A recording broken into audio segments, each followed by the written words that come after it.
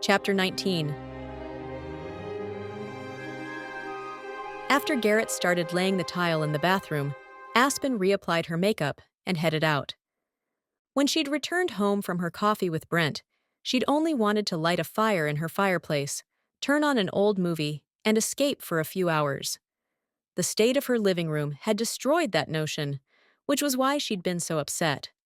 But Garrett had given her some good ideas to follow up on. She called the police department and asked to speak with Chief Coate, but he'd gone out of town for a couple of days.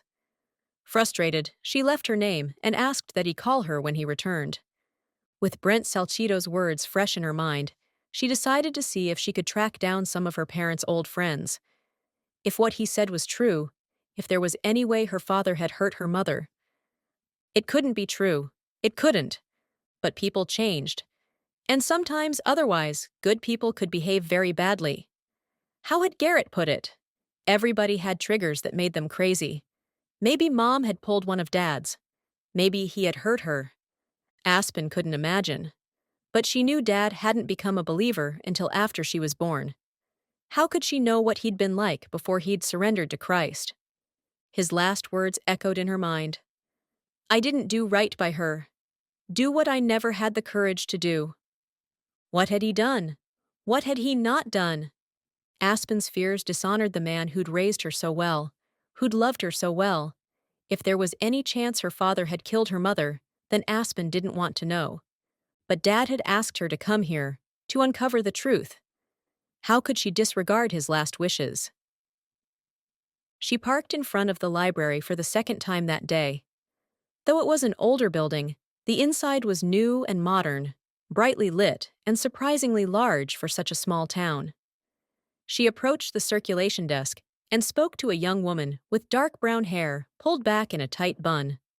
All she needed were reading glasses to look like the quintessential fussy librarian. Do you have old Coventry High yearbooks? Aspen asked. Of course. What year?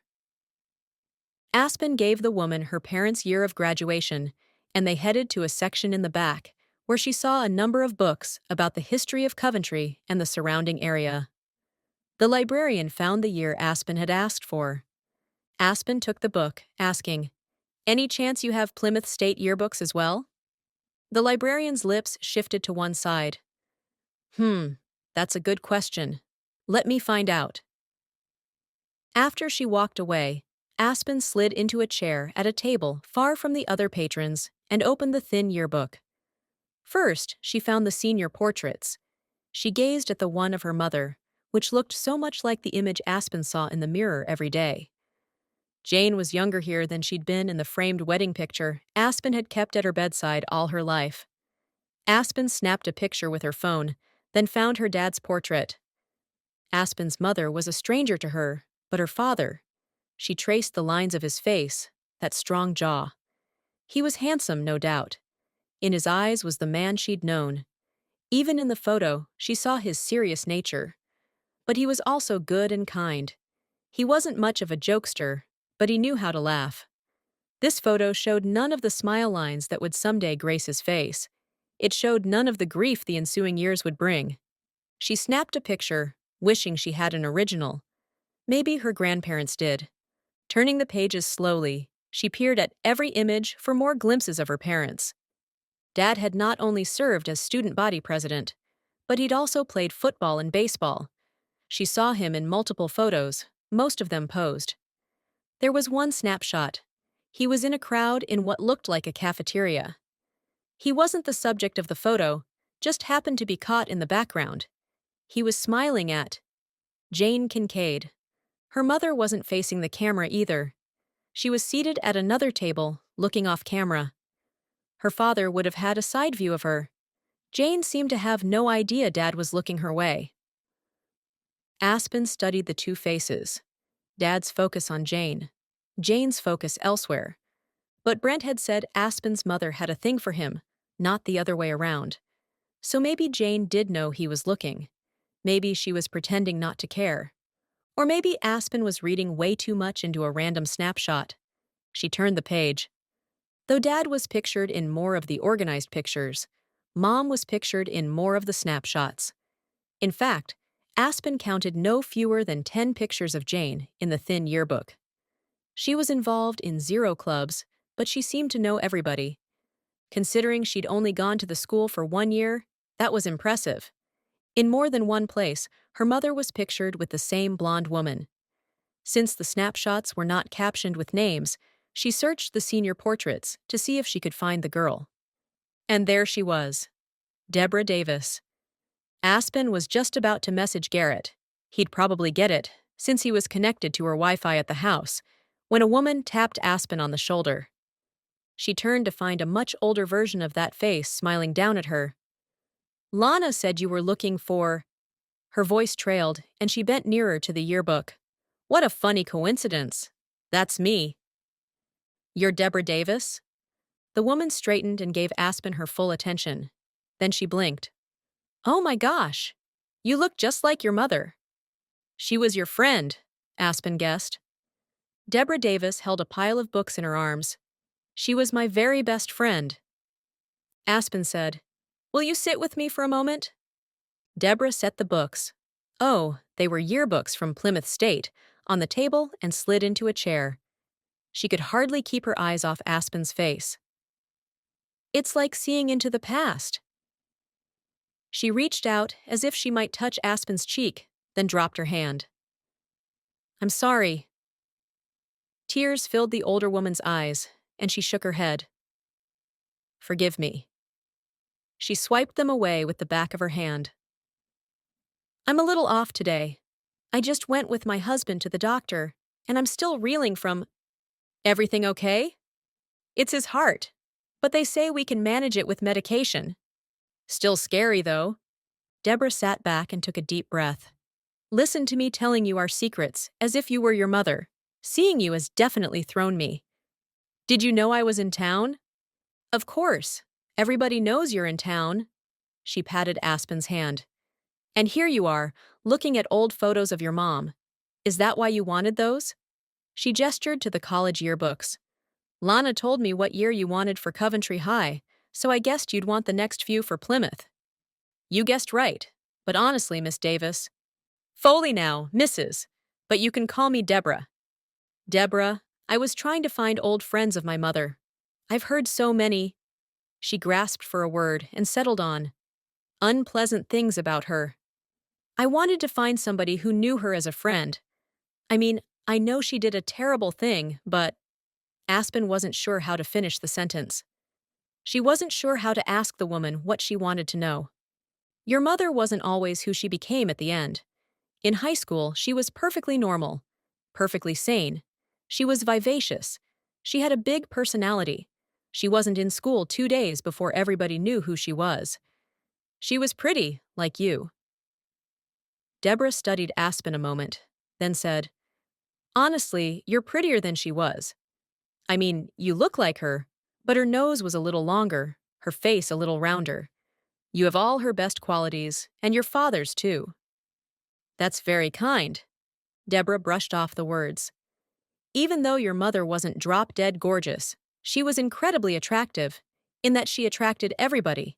She and I hit it off, and suddenly I became one of the most popular girls in school, which was weird for me, let me tell you. I'd always been a wallflower, but I knew my own mind, and your mother liked that. She didn't like sycophants and fawners, and they flocked around your mother like pigeons in the park." "What about my dad? Was he a fawner?" "Aha! You are definitely your father's daughter. Very insightful question. You knew him. What do you think?" Aspen couldn't help the smile she felt creeping across her lips.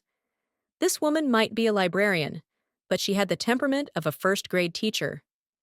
"I suspect my father was neither sycophant nor fawner." "You are correct. I wish I had a gold star." Deborah beamed as if her favorite student had won a prize. "He was probably the only guy in school who didn't fall over himself trying to get close to her." "There's this picture, though." Aspen flipped through until she found the one of her parents. "It's the only one with both of them in it, and Dad's looking at Mom." Deborah studied it, grinning. "Sure," he found her intriguing. "We all did. She wasn't just new to town. She was like nobody any of us had ever met. People couldn't help but look at her. But that was as far as it went with Michael. He found her amusing, like one might find a puppy amusing. He never gave any indication that he had feelings for her. And yet, Aspen said, here I am. Deborah shifted her attention to Aspen, and her grin faded. Yes, well, your father might not have been interested in your mother, but she was most definitely interested in him. Was that why? Was she the type to want what she couldn't have? Deborah's head tilted to one side, her eyes narrowing. That's an interesting question, and I won't dismiss it outright. Your mother certainly wasn't accustomed to people not immediately loving her, but I think it was more than that.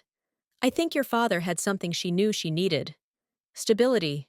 Her family had moved countless times during her childhood, and she was a little wild herself. I think, deep down, she knew she needed somebody like your dad, somebody to keep her grounded. Dad was always like that then. Grounded, stable. Always. I knew him from kindergarten, and nothing rattled him. He was as firm as the mountains, and as predictable as the changing seasons. Aspen couldn't help the smile. That's a very colorful description. I'm a closet writer, she winked. I think all librarians are. Aspen liked this woman, and she liked that her mother had also liked this woman. It was a connection between them, however tenuous. How did they get together then, if Dad wasn't interested? Oh, that's a little harder to explain. Aspen settled in her chair, trying to communicate without words that she had nowhere else to be. Deborah sighed. Truth is, they weren't together. They never dated. They weren't even really friends. In college, your mom and I got involved in the different clubs devoted to saving the environment. It was us and my boyfriend at the time, who I married after college, and another guy we went to high school with. And then, of course, a lot of other students at Plymouth. But the four of us were pretty tight. Your mom still had a thing for your dad. He'd pledged a fraternity, and she went to every party they threw trying to get close to him. But he wasn't into that aspect of fraternity life. Aspen would have guessed that. During our freshman year, Jane's parents moved away. She stayed with me for the summer. Your dad was back from school too, working hard. We saw him out occasionally, at church, at the Patriot. The restaurant was there back then? Sure, it's been in Coventry forever. And your dad went to the occasional party. He did? He wasn't much of a drinker, but he had friends. He knew how to have fun. That was true, though Aspen couldn't imagine him at a party with a bunch of teenagers. Of course, he'd been a teenager once too. Anyway, at the end of the summer, we were at one of those get-togethers, and your mother managed to get him alone. I don't know what happened. I do know that she fancied herself in love with him. A month later, she told me she was going to have his baby. Oh, you're saying… Aspen tried to imagine her father having a one-night stand. The man she'd known would never have done that. But he'd been young once too, with hormones and desires. Deborah patted Aspen's hand. Your father was a good man, and your mother… Well, she was good in her own way. I loved her very much. But she could be determined. And she determined that she wanted your father.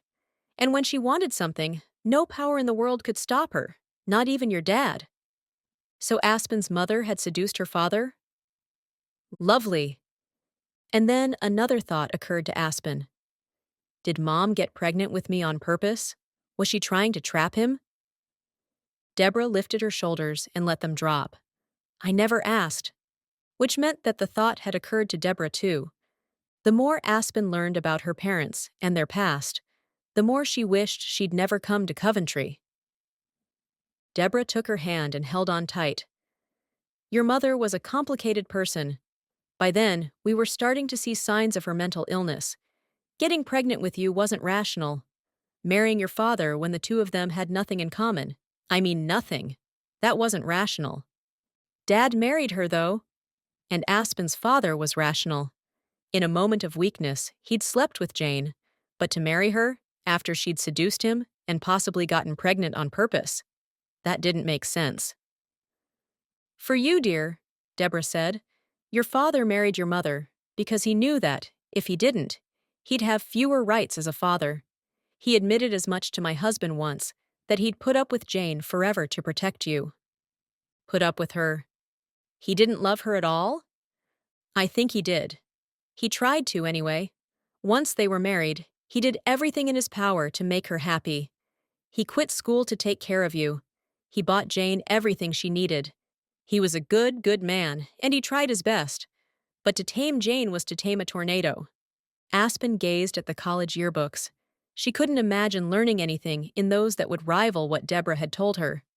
Can I ask you something else? Anything. The other person from your high school, the man. Was it Brent Salcedo? Deborah's eyes widened. How did you know that? He told me this morning that he and my mother were involved, that they were having an affair. Deborah sucked her lips between her teeth and shook her head. Brent was head over heels for Jane, but an affair? I don't think so. No, she'd have told me. She was a lot of things, but she loved your father, and she was fiercely loyal. Deborah seemed so sure. But Brent? Why would he lie?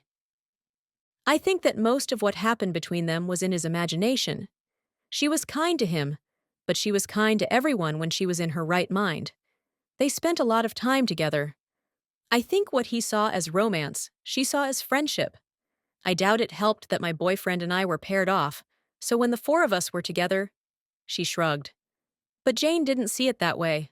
I think he was just delusional, mentally ill, like Mom. Not delusional, in love. Love can make us stupid sometimes. Aspen didn't know if that was true. She'd never been in love, and, based on what she knew about her parents, she wasn't sure she ever wanted to be. She could maybe see it happening with Garrett. Eventually, if she were to stay in Coventry, she could imagine love growing between them. Not the kind of love her mother had for her father, though planted and cultivated in her disturbed mind. And not the kind of love her father'd had for her mother, a love born out of fear and obligation. Aspen wanted no part of that kind of love. But true love, the kind they talked about in romance novels, the kind based on a mutual faith in Christ, on respect and honor, maybe. Someday.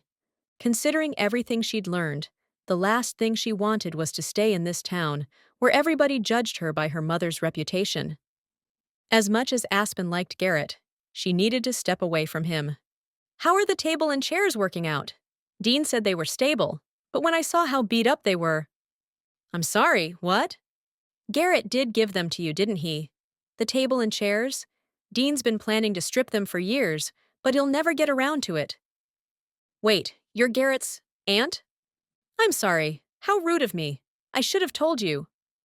Garrett's aunt had been Jane's best friend, and Garrett hadn't thought to mention that? Even that day, as they discussed people who might know about her parents' marriage, Garrett had stayed silent. Aspen could only nod like an idiot. She set the yearbook she'd been looking at on top of the others. You've given me so much information that I don't think I'll need these anymore. Deborah studied her through squinted eyes. I doubt Garrett knows your mother and I were friends. We've never talked about it. Aspen nodded slowly. Even with me back in town, and him working at my house. Garrett and Dean have discussed that a little. But with Dean's health. Oh, right. Garrett said his uncle. She took a deep breath. I'm sorry. Of course you've all been distracted. And it's his heart? Have you told Garrett? He's not answering his phone, which tells me he's probably up at your place. He is. I'll instant message him and tell him to call you. He should get that if he's connected to my Wi-Fi. Thank you. Deborah stood, lifting the books. I'll take care of these. I'd love to have you over for dinner sometime. I'm sure Garrett would like that too. Maybe later this week? I'd like that. Chapter 20. Late Wednesday morning, Aspen followed the map on her navigation system toward a retirement community in Hooksett, just north of Manchester. She'd managed to locate the people who used to own her house and had decided to pay them a visit. Though she had donated most of the things in the attic to the thrift store, she'd held on to the photographs. Maybe they would appreciate having them back. At the library the day before, she'd messaged Garrett about his aunt trying to reach him regarding his uncle. He'd responded with, How do you know this? Met your aunt at the library. She and my mother were best friends. She'd waited while the three little dots on her screen danced. It took him a few moments to formulate his reply. Dean told me this morning. I didn't think to ask him at the time if he'd mind if I told you. After our talk, I planned to ask, but he had that doctor's appointment. That could be true. Probably was true. Garrett had no reason to lie to her. She was still frustrated to have learned it from Deborah instead of him. It would have saved her a lot of time. Not that the time had been wasted. Seeing her parents' yearbook, their faces as young people, happy people. She wished Garrett had told her, but she understood his loyalty to his aunt and uncle. A few moments later, the dots started dancing again, and it was a long time before 5 words came through. I'm sorry, Aspen. Forgive me? She stared at the screen, sighing. Garrett was on her side, and had been, ever since she'd arrived in Coventry. She had enough enemies. She certainly didn't need to start suspecting her friends. She'd texted, forgiven.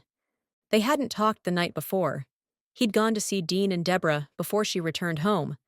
But they'd messaged each other a few other times during the day, and all was well between them. Now she parked outside a single-story building with white siding and green awnings over the windows. Before she got out of her car, she prayed for wisdom and insight. She wasn't sure exactly what she was looking for. These people had owned the house at the time of Aspen's mother's disappearance. The house had changed hands between then and when Dad had bought it, but maybe they'd remember him. Maybe her mother or father had had some connection to the house at the time. Or maybe this was a wild goose chase. Aspen had needed to get out of Coventry, a drive to clear her head, and this had seemed the perfect excuse. She'd sent the yearbook pictures of her parents to the drugstore to have prints made. With those and the snapshots from the attic, she trudged through the parking lot to the door. She was directed down a hallway where older folks, some in wheelchairs, others in armchairs with walkers at their sides, sat chatting. Finally, she reached the proper door and knocked. When a man called out, "Come in," she pushed it open and stepped inside. It could have been a luxury studio apartment with the pale walls, dark and ornate crown molding, pretty curtains, and an area rug that looked both old and expensive over hardwood floors. Hospital beds ruined the effect. "Hi, I'm Aspen Kincaid. Your wife and I spoke on the phone?" She'd called the day before and tried to ask her questions, but the woman who answered had seemed confused. She told Aspen she didn't do well with phones, and couldn't she spare a minute to come by and see them? The man was seated on a chair beside one of the beds. His bushy gray eyebrows lifted. "Is that so?" He turned to the bed. "Polly, did you talk to someone on the phone yesterday?" The head of the bed rose, and a woman came into view. She had white frizzy hair that was matted on one side. She peered at Aspen with brown eyes. "Do I know you?" Aspen took a step closer. "We've never met." The man stood and crossed the room. If Aspen had expected him to be feeble, she'd have been wrong. He seemed healthy and strong as he extended his hand. "Ron Barnett, this is Polly, my wife." She shook the man's hand and nodded to the woman. "Thank you both for seeing me." He ambled back to his chair, then gestured to one against the wall. "Pull that one up closer so Polly can hear you." Aspen did. "I live in a house you used to own up in Coventry." The man grinned. "I loved that place. Our family made memories there for, what was it, Polly? 20 years? Mrs. Barnett said nothing. Her head was tilted to one side, and she wore a gentle smile. Aspen took the snapshots she'd found out of her purse and handed them to him. "I was going through the attic and found these." He took his time flipping through them, leaning close to his wife so she could see. They remarked on the kids, tossing out names and ages, places they'd gone and things they'd done. The woman was alert and aware for a few moments before she seemed to slip away again, wearing that kind but vacant expression. Mr. Barnett clutched the photos to his chest. "Thank you." He eyed his wife and shook his head. "She doesn't come back to me very often these days. Whenever she does, it's a gift."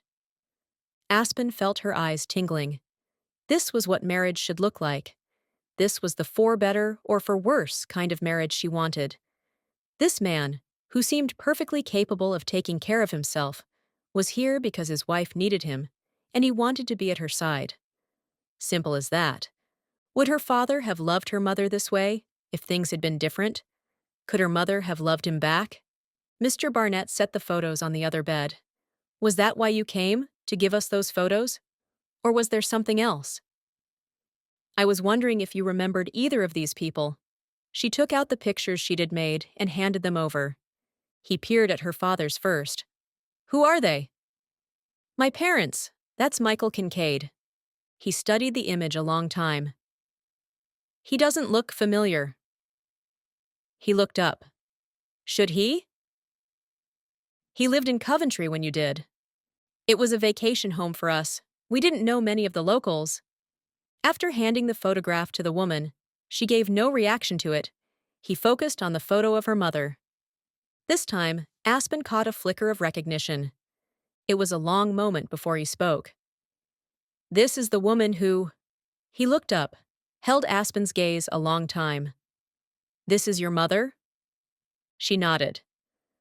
Do you know the story about the lumber company? Yes, but before my father died, he said something that made me think there was a connection to your house. He'd bought it, which was odd enough. Why would that be odd? It's a great house. Because we lived in Hawaii. The man's eyebrows shot up. Oh, I see. And he didn't tell you why? No, he was hit by a car. I only had a few moments to speak to him before they intubated him. He didn't make it. I'm sorry to hear that. The man peered at the picture again. The explosion happened in the spring. We'd been there that month, mostly because we needed to check in with the contractor, but he was an older guy. And that was before the explosion. And your parents would have been kids at that point, right? They were 20. I can't imagine how they could have been connected to us. He held the photos out to Aspen. I wish I could help. She took them, trying to keep disappointment from showing on her face, and stood. I'm sorry to have intruded. He pushed to his feet.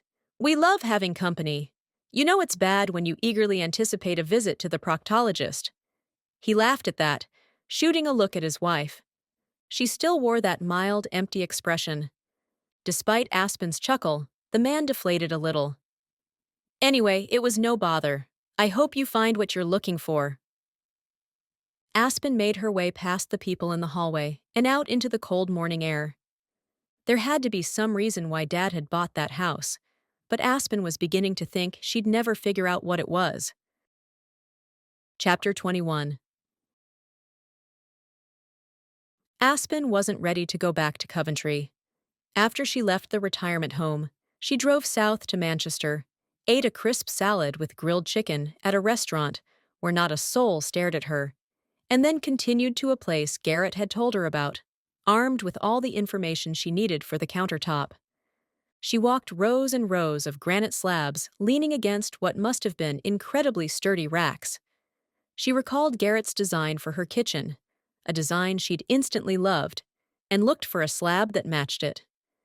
It was ridiculous how many shades there were. Maybe she shouldn't have been surprised. This was the granite state, after all. She finally settled on a creamy color with veins of light gray, taupe, and beige running through it. It would be perfect for the island, and there was enough to do the other countertops as well.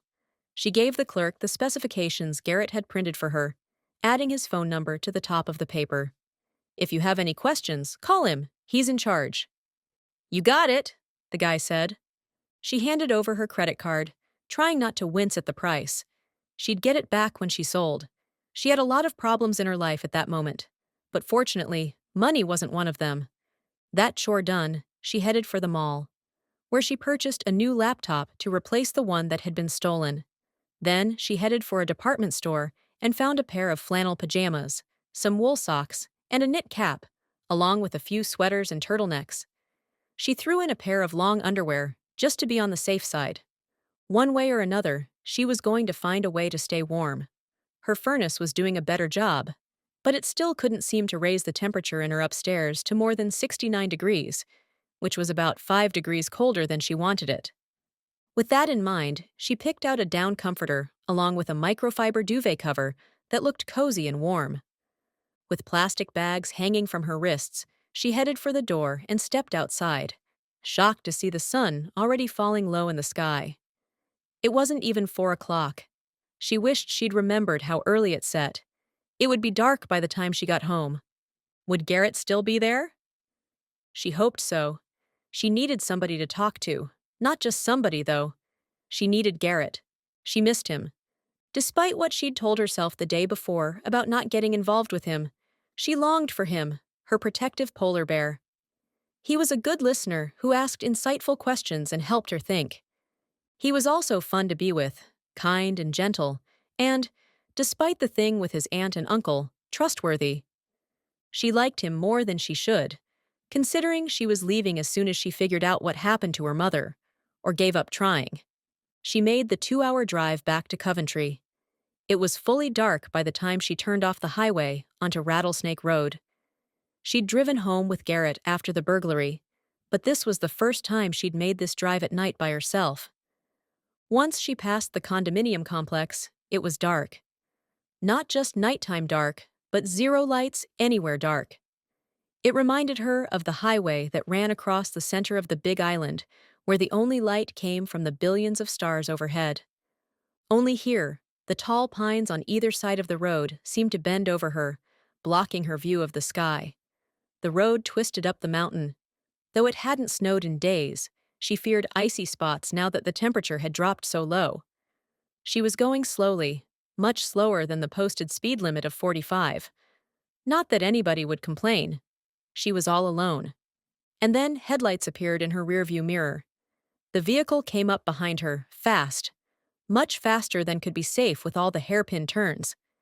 As it approached, she sped up a little, figuring the other driver was in a hurry. But she didn't dare go as fast as that driver. She couldn't pull over because there was nowhere to stop. On the left, there were only trees. On the right, a drop-off just a few feet beyond the snowbank piled on the narrow shoulder. No, stopping wouldn't be safe. As the car got closer, she feared it wouldn't be all that safe to stay on the road either. He bore down on her, and she gripped the steering wheel tightly. But the car slowed, and then it careened into the left lane. She hit the brake, happy to let the crazy driver pass. But he didn't. He swerved and clipped the back of her car. She managed to keep her tires on the road, braking hard. The other car sped ahead, braked, and veered into her again. Her front wheels skidded off the pavement. She tried to get back on the road, but the car was right beside her, blocking the way. She braked. The wheels locked up. The car bumped over the snowbank and barreled toward the forest. A thick tree loomed ahead. She yanked the wheel to avoid it, feeling sudden weightlessness. And then she crashed. She heard the sounds of crunching metal, felt the jarring motion. Her eyes were wide open, but everything went black. Aspen was suspended in her seat, the seatbelt the only thing keeping her from falling to the passenger door beneath her. In front of her, the airbag had deflated and hung toward the ground. She couldn't see anything outside the car. Her headlights must have smashed against something because they were out. Or maybe her dashboard lights were out as well. All the lights were out. And the engine was off. The world was silent. She wiggled her toes and moved her feet in circles. Then she tested her hands, her arms. She touched her torso and felt no pain. No blood. The whole thing had happened so quickly. She'd be bruised tomorrow, but otherwise, she didn't think she was hurt. Thank God she'd been going so slowly. If she clicked off the seatbelt, what would happen? It felt like the car was angled downward and wanted to keep going. Something must have stopped it from rolling onto its back. She peered out the window and saw dark tree trunks against darkness beyond. Lots of darkness, not more trees. It was open, like she was at the top of a cliff, which, considering where she'd been, made perfect sense. She'd caught sight of the lake in the valley below when she'd driven this with Garrett. Of all the places to go off the road. She angled forward to try to see how far she was from the cliff, but the car swayed and she froze. It was leaning on something. It had to be a tree. Maybe a thick tree that could hold the weight no matter what she did. Maybe a thin trunk that would bend over at any second, sending her and her small SUV hurling downward. She had to get out. She found the door latch and pushed, shocked when it opened easily. Rather than fight gravity by holding it open, she let it close again very gently to keep it from latching. She inched her feet beneath her, tucking the toes of her tennis shoes into the space between the center console and her seat. When she was sure she wouldn't fall, she unfastened the seatbelt and moved it out of her way, balancing on the console. Then she pushed the door open again. The car swayed. "Lord, just hold it steady, please."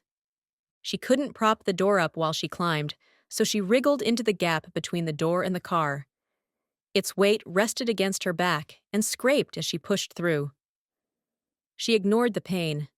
The car shifted, eager to get past whatever held it in place. She pretended it didn't matter, pretended all was well, managed to get her hips over the edge. She was just about to fall when she saw a flashlight beam in the woods. Somebody was coming, silently and slowly. She held on to the edge of the car and twisted out, flipping her feet toward the ground. She hung on by her fingertips, ignoring the pain of the car door resting against them. She dropped into the snow. The car groaned and twisted. Aspen crab-walked backward as it shifted. Something snapped, and the car fell onto its roof and slid out of sight. A moment later, she heard a crash and stared into the darkness at the empty spot where her vehicle had been moments before. The person with the flashlight said nothing. A rescuer would be calling for survivors. A rescuer would be running, frantic. Whoever held that flashlight was no rescuer. It was the person who'd run her off the road, coming to finish the job. Aspen flipped to her hands and knees and crawled, staying low, moving toward the road above. Praying whoever was looking for her thought she had gone over with the car. Except the trail she was leaving in the snow would prove otherwise. It was just a matter of time before whoever that was caught up with her. She was cold and wet and terrified. She had her handgun, but she'd much rather stay out of sight than have to use it. To be on the safe side, she paused long enough to slide it from its holster, undo the safety, and shove it in her pocket. She reached the road and bolted toward town, keeping to the shadows on the far side. Whoever was after her would lose her tracks on the pavement, but she couldn't remain exposed. After what she judged had been about 50 yards, she leapt into the woods on the opposite side, trying to keep her tracks to a minimum. She climbed until she thought she was well hidden and snatched her phone from her pocket. Thank God it was there. Thank God she hadn't tossed it on the console or left it in her purse. She prayed for service. She'd just passed the condos, right? There could still be service here. She dialed 911 and rejoiced at the operator's voice. She whispered, "I'm on Rattlesnake Road. Someone rammed into me and forced my car off the road. I think he's coming after me." The woman got all the information and promised to send help. But Aspen was 10 minutes outside of town. How long would it be before the police arrived? Would whoever held that flashlight find her before then? She needed a way out of the woods, and she needed it now. She dialed again. Garrett answered on the first ring. "Hey, how was your—" "I need help. I think someone's after me." She told him what had happened. "I'll be there in 5 minutes." She slid her phone into her pocket. Maybe she shouldn't have called him. Had she put him in danger? But in that moment, all she wanted was off the mountain, and away from whoever was following her.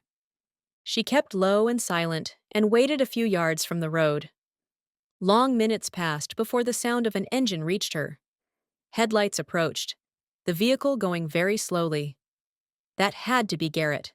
She bolted into the road and lifted her hands to get his attention. He did a U-turn and stopped right beside her. The passenger door flew open. "Get in!" She'd barely closed the door when he hit the gas. Chapter 22. "I told you, he rammed into me. Twice."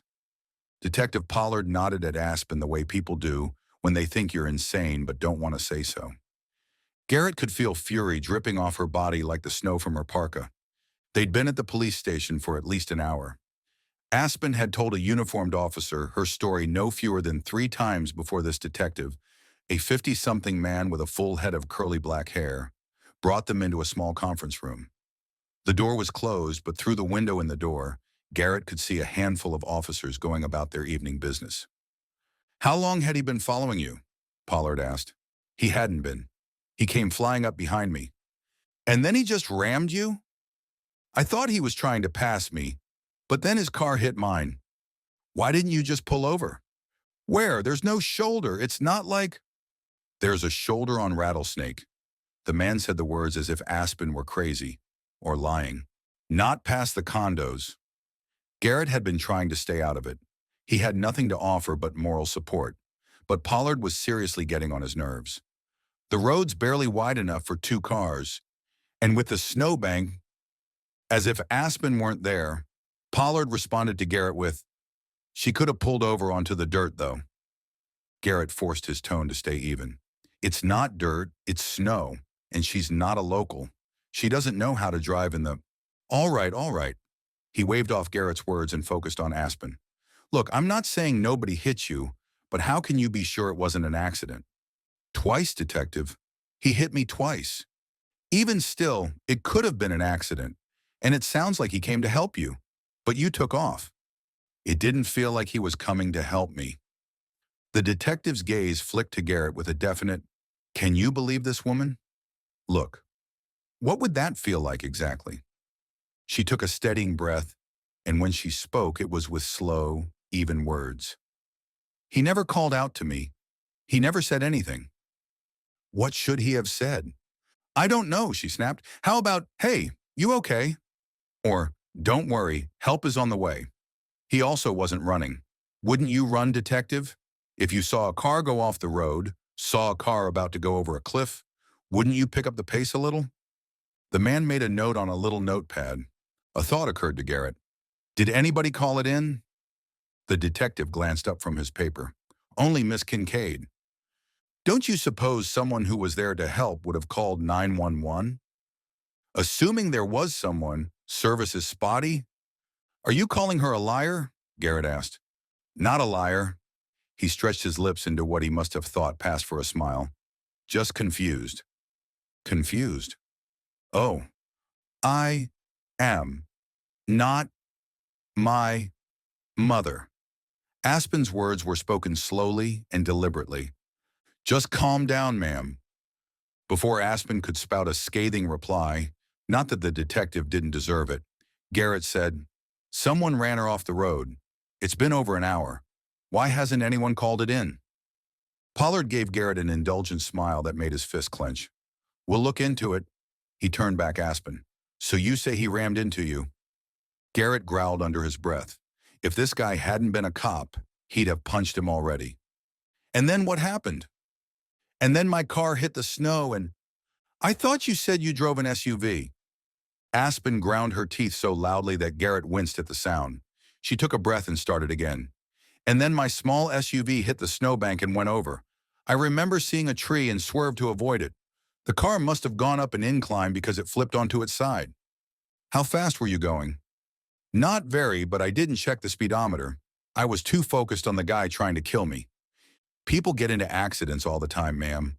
I'm sure he was just trying to get past you. Are you sure you didn't just run off the road accidentally? Maybe you imagined—" "I didn't imagine it." The detective smiled as if he found her amusing. That did it for Garrett. He stood. "Is this funny?" The man's smile faded. "You can sit down, sir, or you can leave." "So you can ridicule her in peace?" "I don't think so." The man pointed with his chin to the chair Garrett had vacated. "Your choice." But through the glass door, he caught sight of the police chief stepping into the building. Garrett reached for Aspen. "Come on." She took his hand.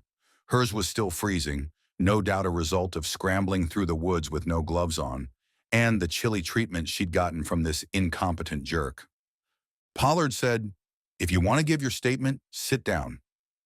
Before Garrett could tell the guy where he could shove his notebook, Aspen said, "We'll just go talk to your boss. We'll be sure to tell him how helpful you've been." Garrett couldn't help the smug look he gave the other man as he followed her to the door.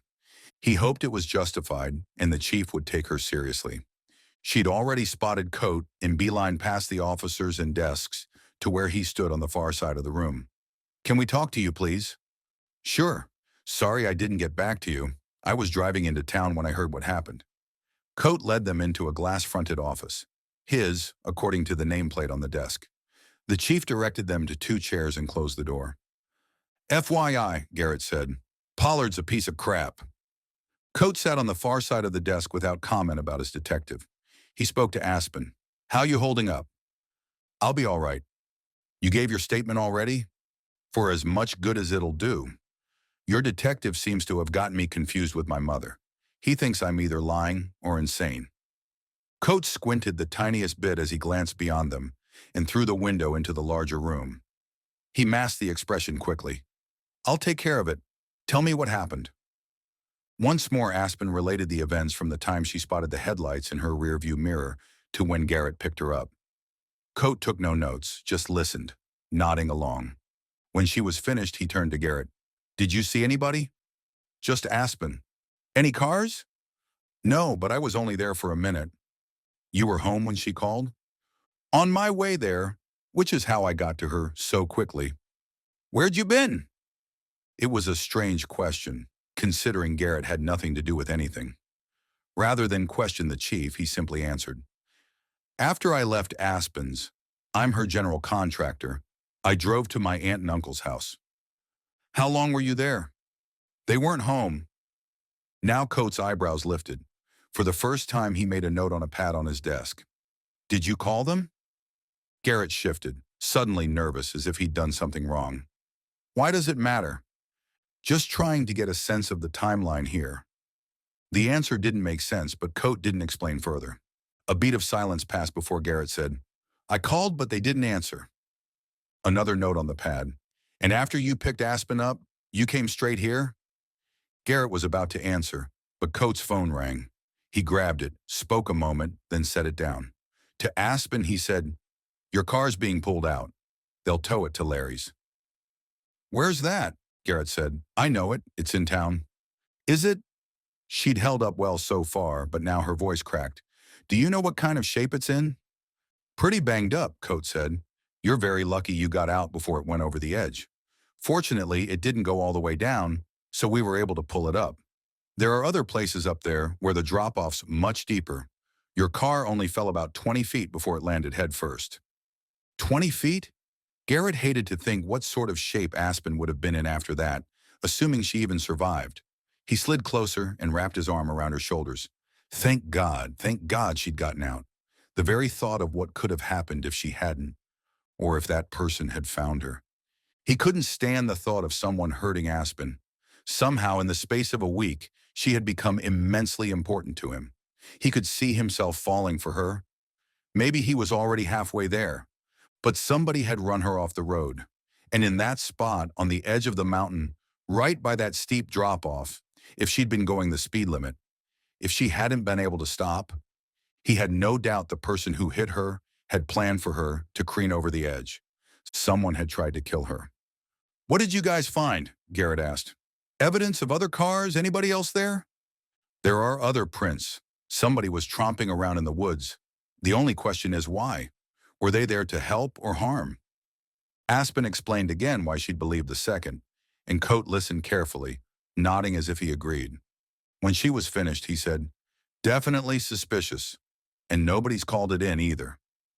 Coat was taking it seriously, thank God. We're already talking to local body shops, asking them to alert us if anybody brings in a car with damage to the right side. You didn't get a plate number, make, model? It was a sedan. White maybe, or silver. I don't know.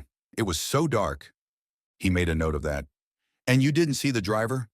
When she shook her head, he asked, One person in the car? 2 question mark. I don't know. After they went over the details one more time, Aspen asked, Can I get my things out of my car? Of course, it should be in the lot soon. Coat looked from Aspen to Garrett and back. This coupled with the break-in at your house the other day, I wish I could offer you protection, but it doesn't work that way. You have to be prepared to protect yourself. And Garrett thought of the handgun she'd relinquished when they'd walked into the station. At least she'd been wearing it, but no handgun would protect her from a madman trying to run her off the road. What do you suggest I do? She asked. Maybe you should find a place to stay out of town, and don't tell anybody where you're going.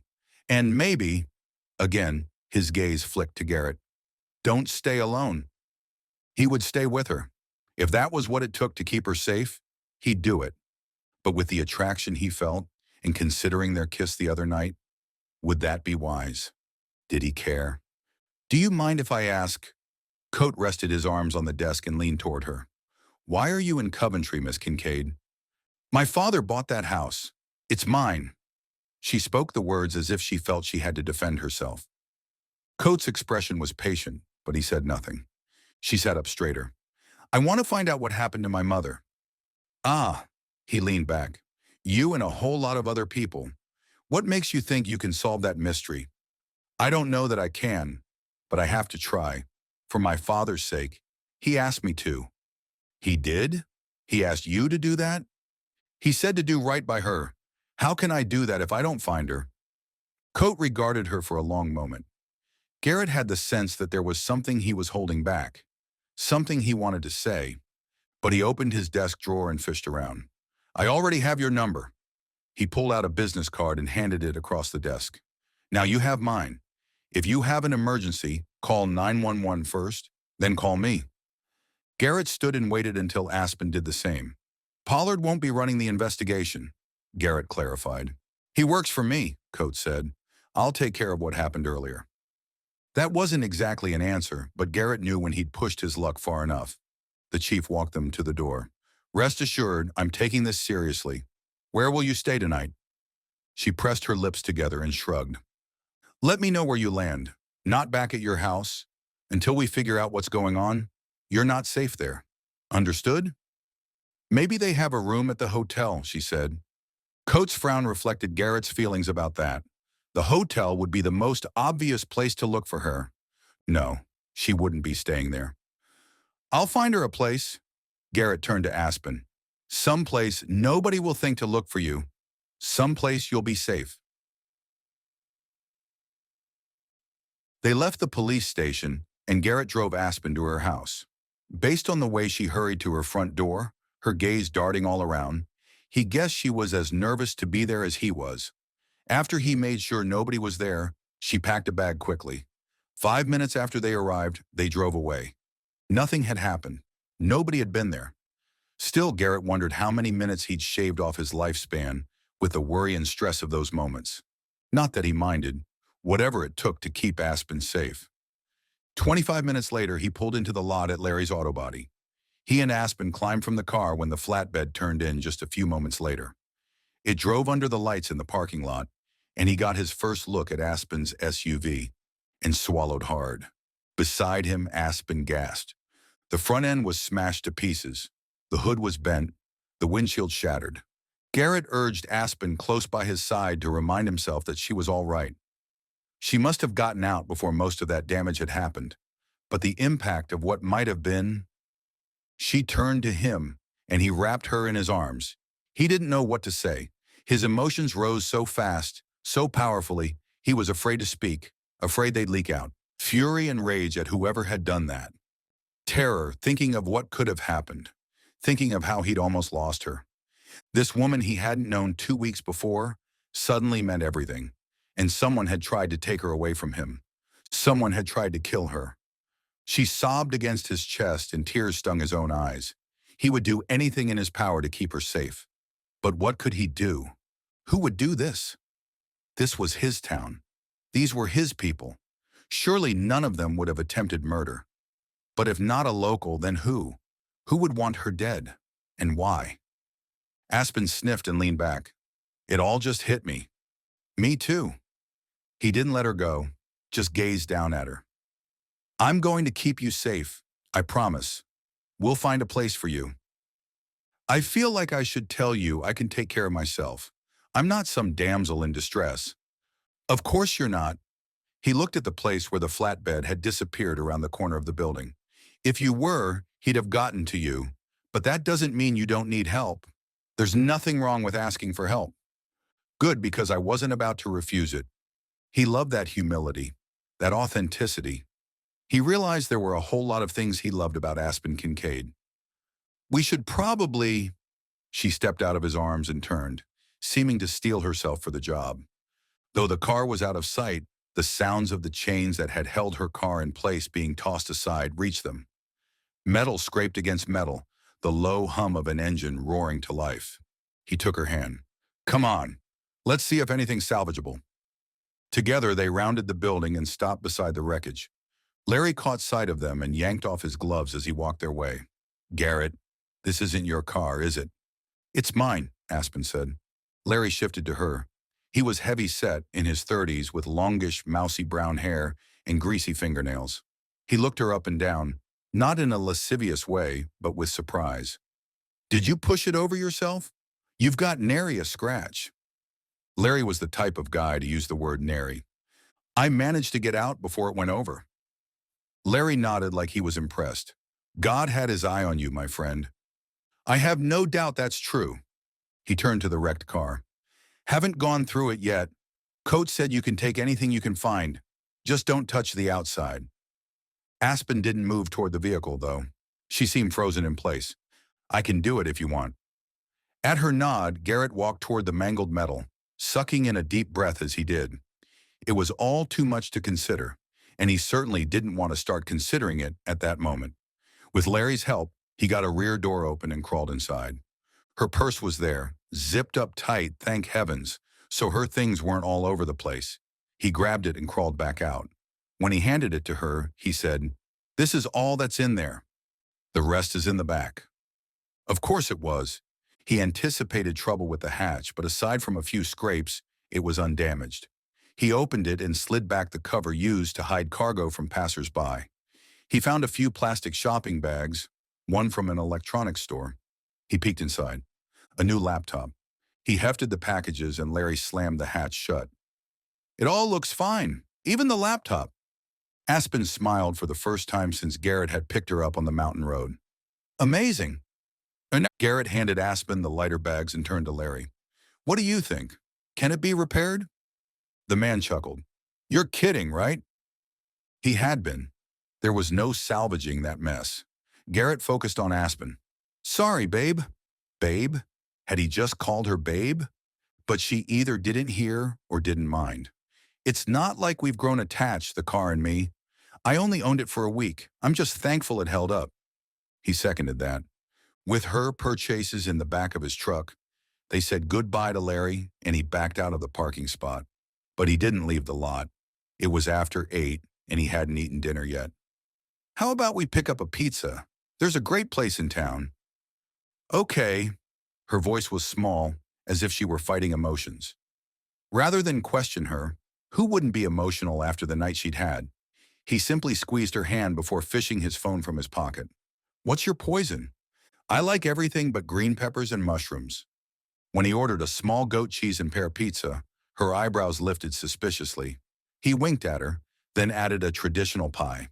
This one with every kind of meat a person could want. They wouldn't finish them both, but he was never sorry to have leftover pizza in the fridge. "It'll take about 15 minutes, he said. "It's only a 5-minute drive. We'll just stay here out of sight until it's ready." She nodded, leaned back, and closed her eyes. While they waited, he texted Dylan, told him what happened, and asked if there was any chance Aspen could stay with him in Chelsea. Because of Chelsea's position as owner and CEO of HCI, not to mention the trouble she and her family had had in the past, their house's security was top-notch. Aspen would be safe there. But Garrett got a response almost immediately. "Wish we could help. We're in New York and won't be home until Friday. If she still needs a place to stay after that, we'll be happy to have her." So much for that idea. Garrett and his friends had a group chat, so he texted it, asking if anybody had any ideas. He got responses immediately. Fitz offered his place, but hadn't Aspen told Garrett Tabby's mother was staying there? He'd only met Mrs. Eaton a few times, but she could be a lot to take.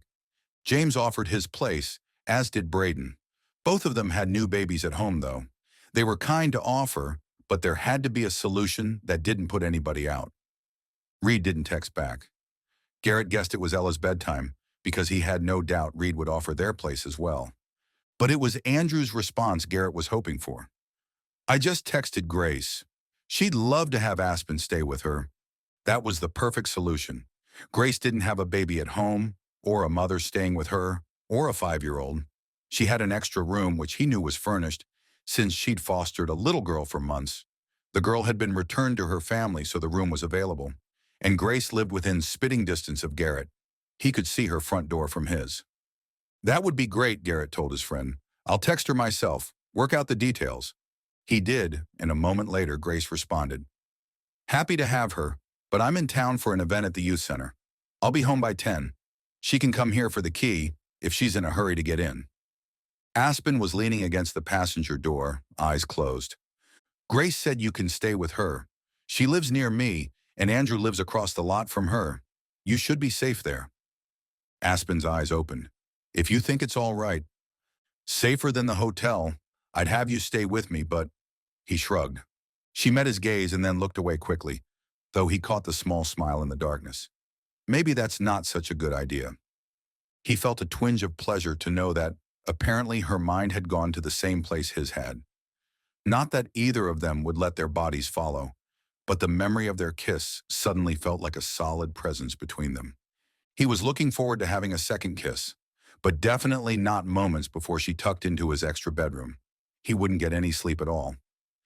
Thing is, Grace won't be home until 10. She said you could come by where she is and get the key, but not that I have any right to say, but I'd rather you not be alone. You could just stay at my condo until she's home. If it's no trouble. As if he wanted her any place but at his side. Shifting into drive, he said, Pizza should be ready any minute, and I'm starving. Chapter 23. Garrett watched closely as Aspen bit into the pear and goat cheese pizza. Her eyes widened in surprise, then closed as she savored the flavors. She swallowed, then opened her eyes. Wow. Told you. They were at his small kitchen table. Good thing he kept the place tidy so he hadn't been embarrassed when she walked in. Not that it was impressive. Just a 2-bedroom, 2-bathroom, 2-story condo, one of the smaller units in this development. The sofa was secondhand, as was the recliner. And the lamps. But they were all decent and clean. The walls were bare. He'd thought about getting artwork or something to hang, but he'd never gotten around to it. The nicest furniture in his house, a round maple table and matching chairs, had been a gift from Uncle Dean for Garrett's last birthday. Aspen had remarked on the set as soon as she'd seen it, guessing right away that Dean had made it, then gushing about its beauty. She swallowed a second bite of the pie. My dad's restaurant served flatbread pizzas. I ought to have the chef try to replicate these flavors. A moment after she said the words, she blinked, and sadness tightened her lips at the corners. I guess I could pass along the idea. Did you sell them? Garrett asked. The restaurants?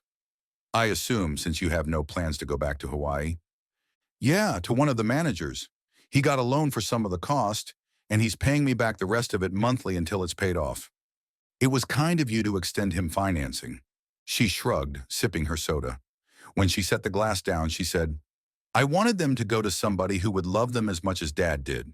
Gene worked for Dad as long as I can remember. He'll take good care of them.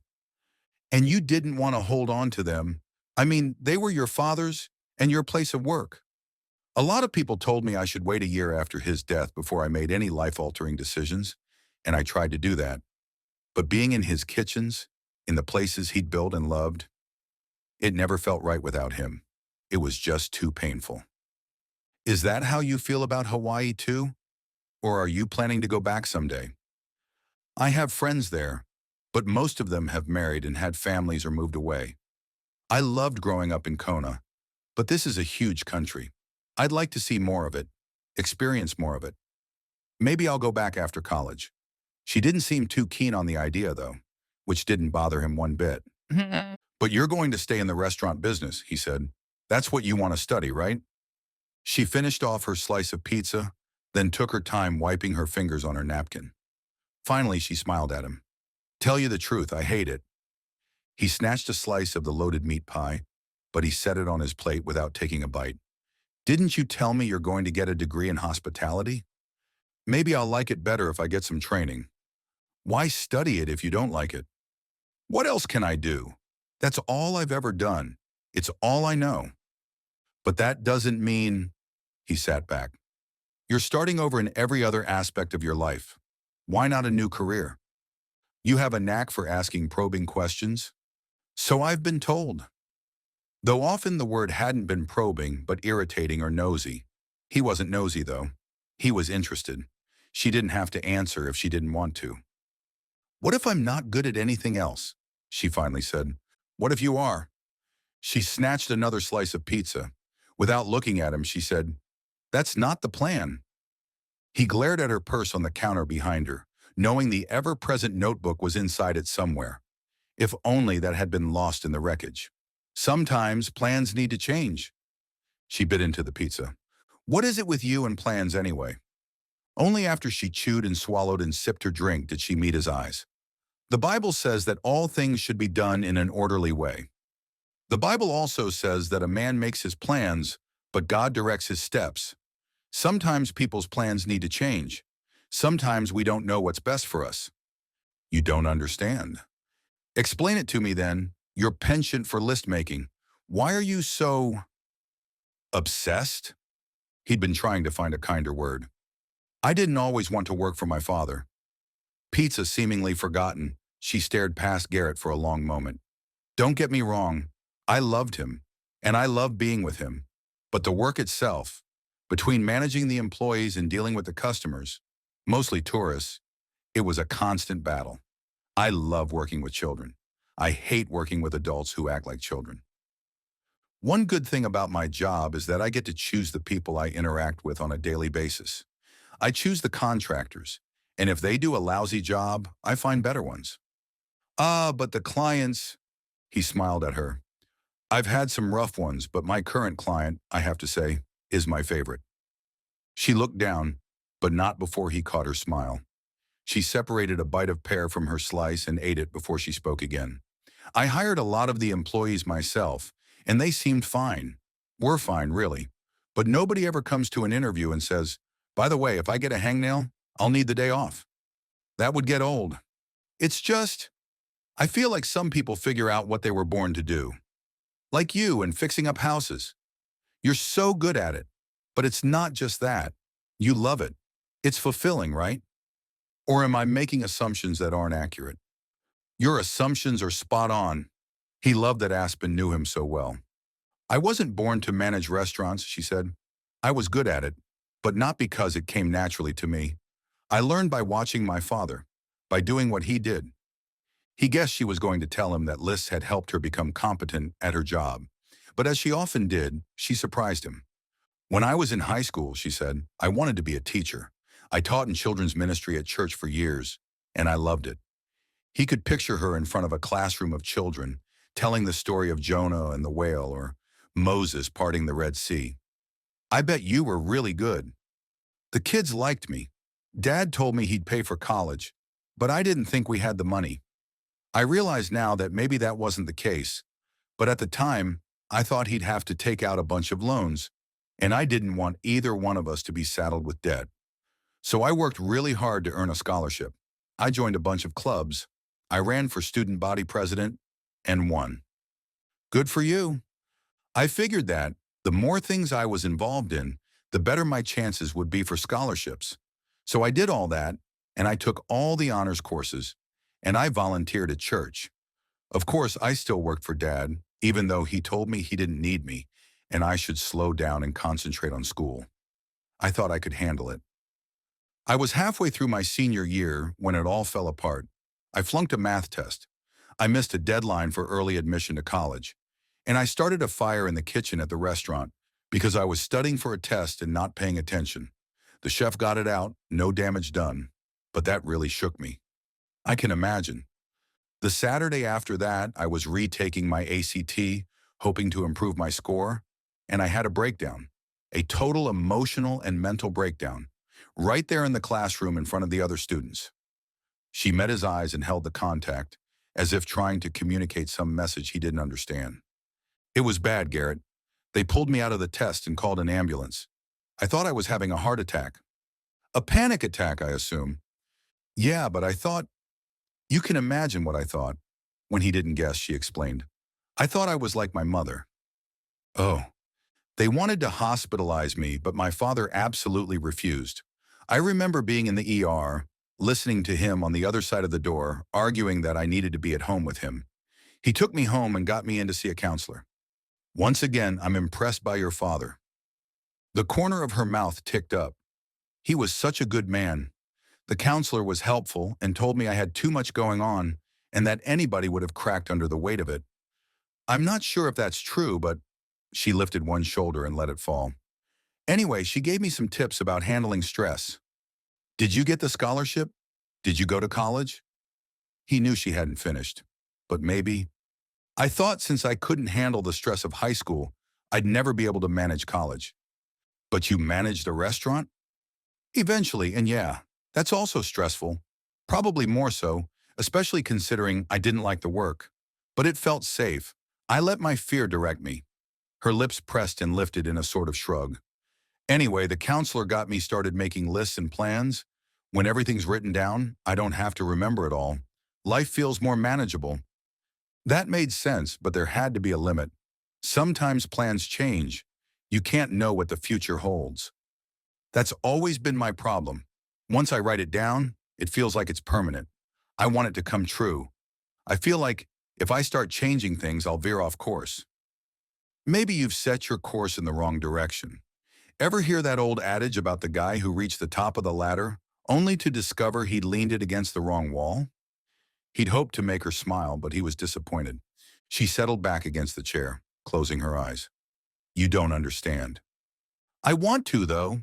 Explain it to me. Seconds stretched into minutes. She sipped her soda. He ate his pizza. Maybe Aspen was done sharing, and though he'd be disappointed, he was pleased she'd told him as much as she had. The fact that he wanted to know more, to know everything about her.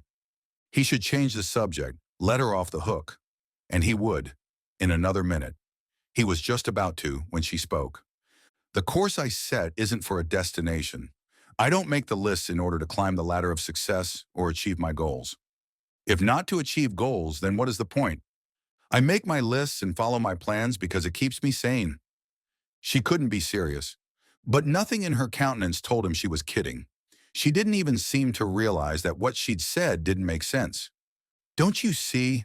An ordered mind is a sane mind. As long as my mind stays orderly, I won't be like my mother. So you're saying that if your mother had kept lists, she wouldn't have suffered from a mental illness? Aspen looked away. Oh, well, not necessarily. Because for some people, lists are the problem, right? Aren't there people who suffer from OCD who compulsively make lists? I'm not obsessive or compulsive. She leaned away from him, eyes wide. I'm not. I didn't say you were. You're as sane as any of us. I'm just saying. He took a deep breath, prayed for wisdom, and gentled his voice. Your mother was mentally ill. That's a brain chemistry issue. All the lists in the world wouldn't have cured her of it. I know. Her voice was small. She looked away. I know that. It's just. He wanted to throw his opinions at her, the few facts he knew about mental illness. He wanted to anticipate what she was thinking and tell her why she was wrong. Instead, he kept his mouth shut and waited.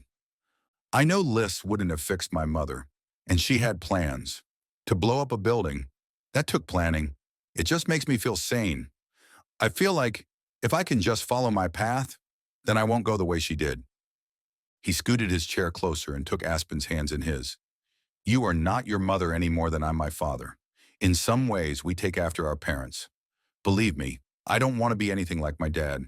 And when I see his personality traits cropping up in myself, I want to hate that part of me, to destroy it. But I don't have to do that. I only have to surrender myself to my Heavenly Father. As followers of Christ, we are first His children. We should strive to be like Him. That's so easy to say. It's about faith. Do you believe God has given you a sound mind? That's His promise, you know. It's right there in the Bible.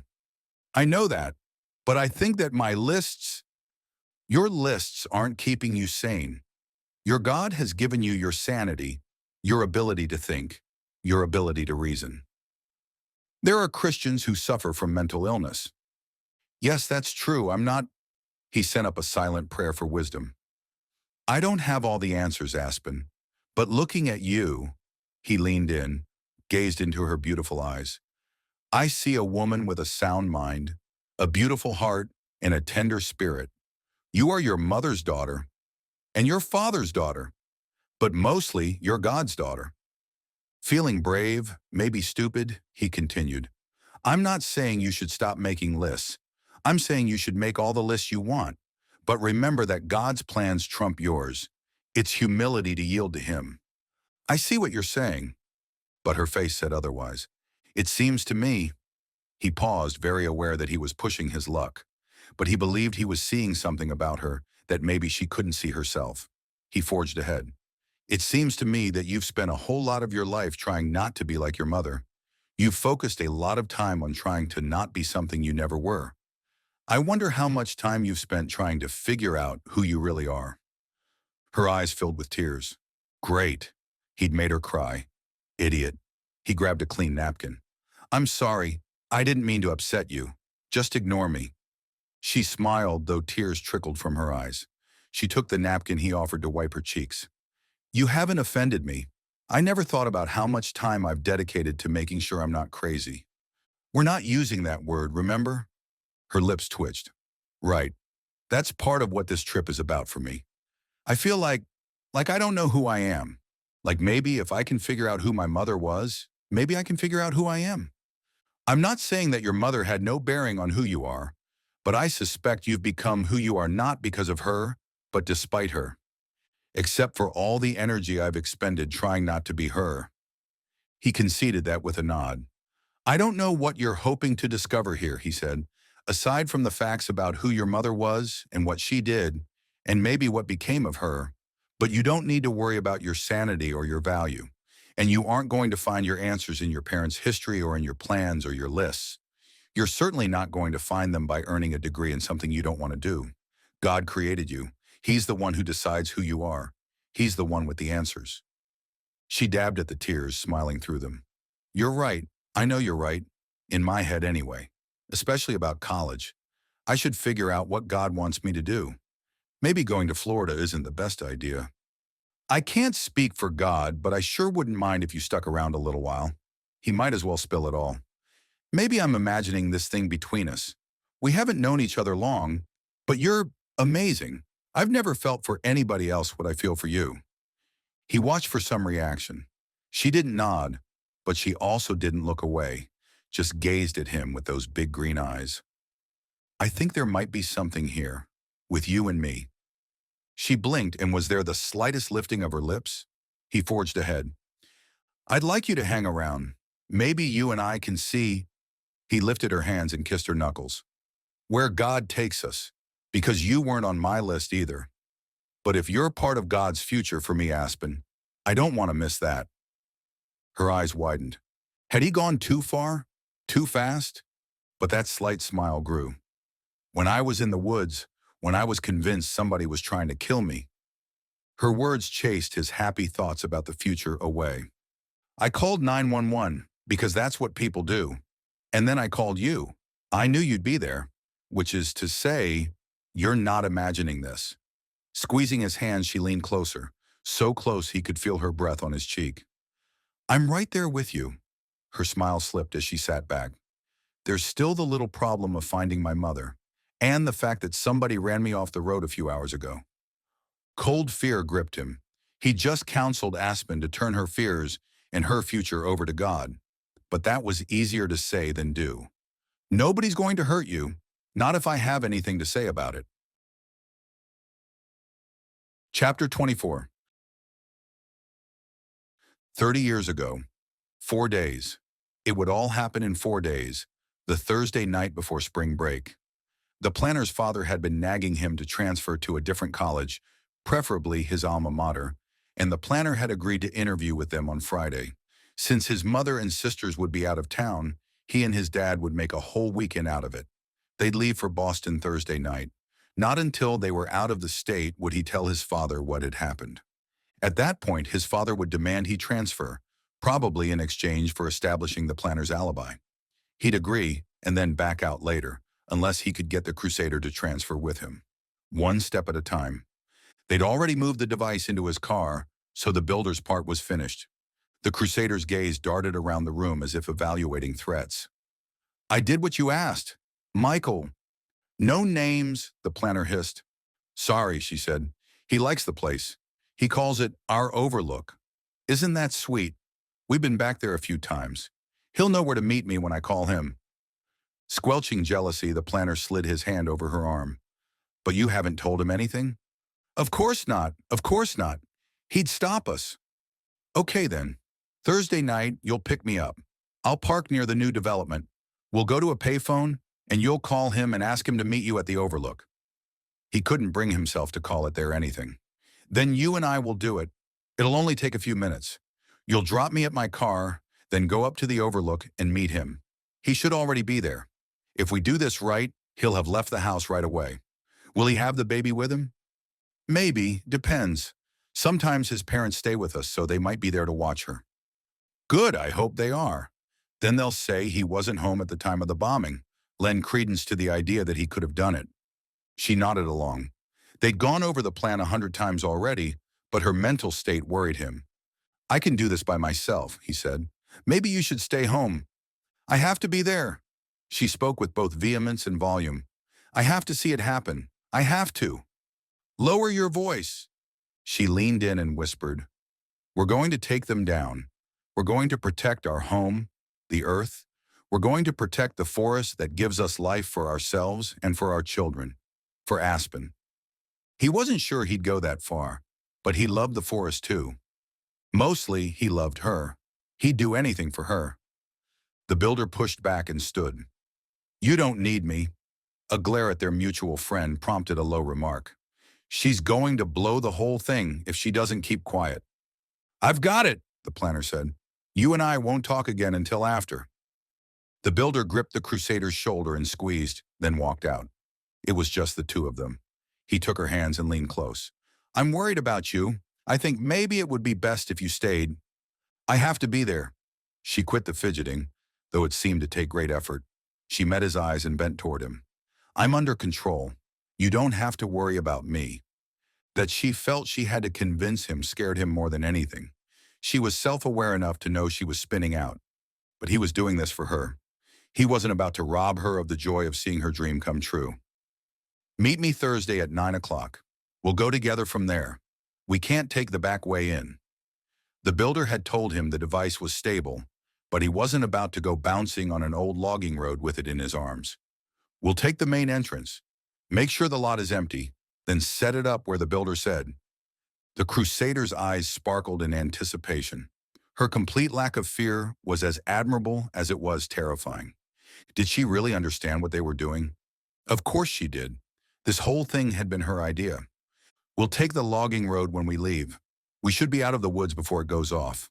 We'll go straight up to the spot. You drop me at my car and then meet him. It's perfect. You remember what to tell him after? That he has to say I was with him.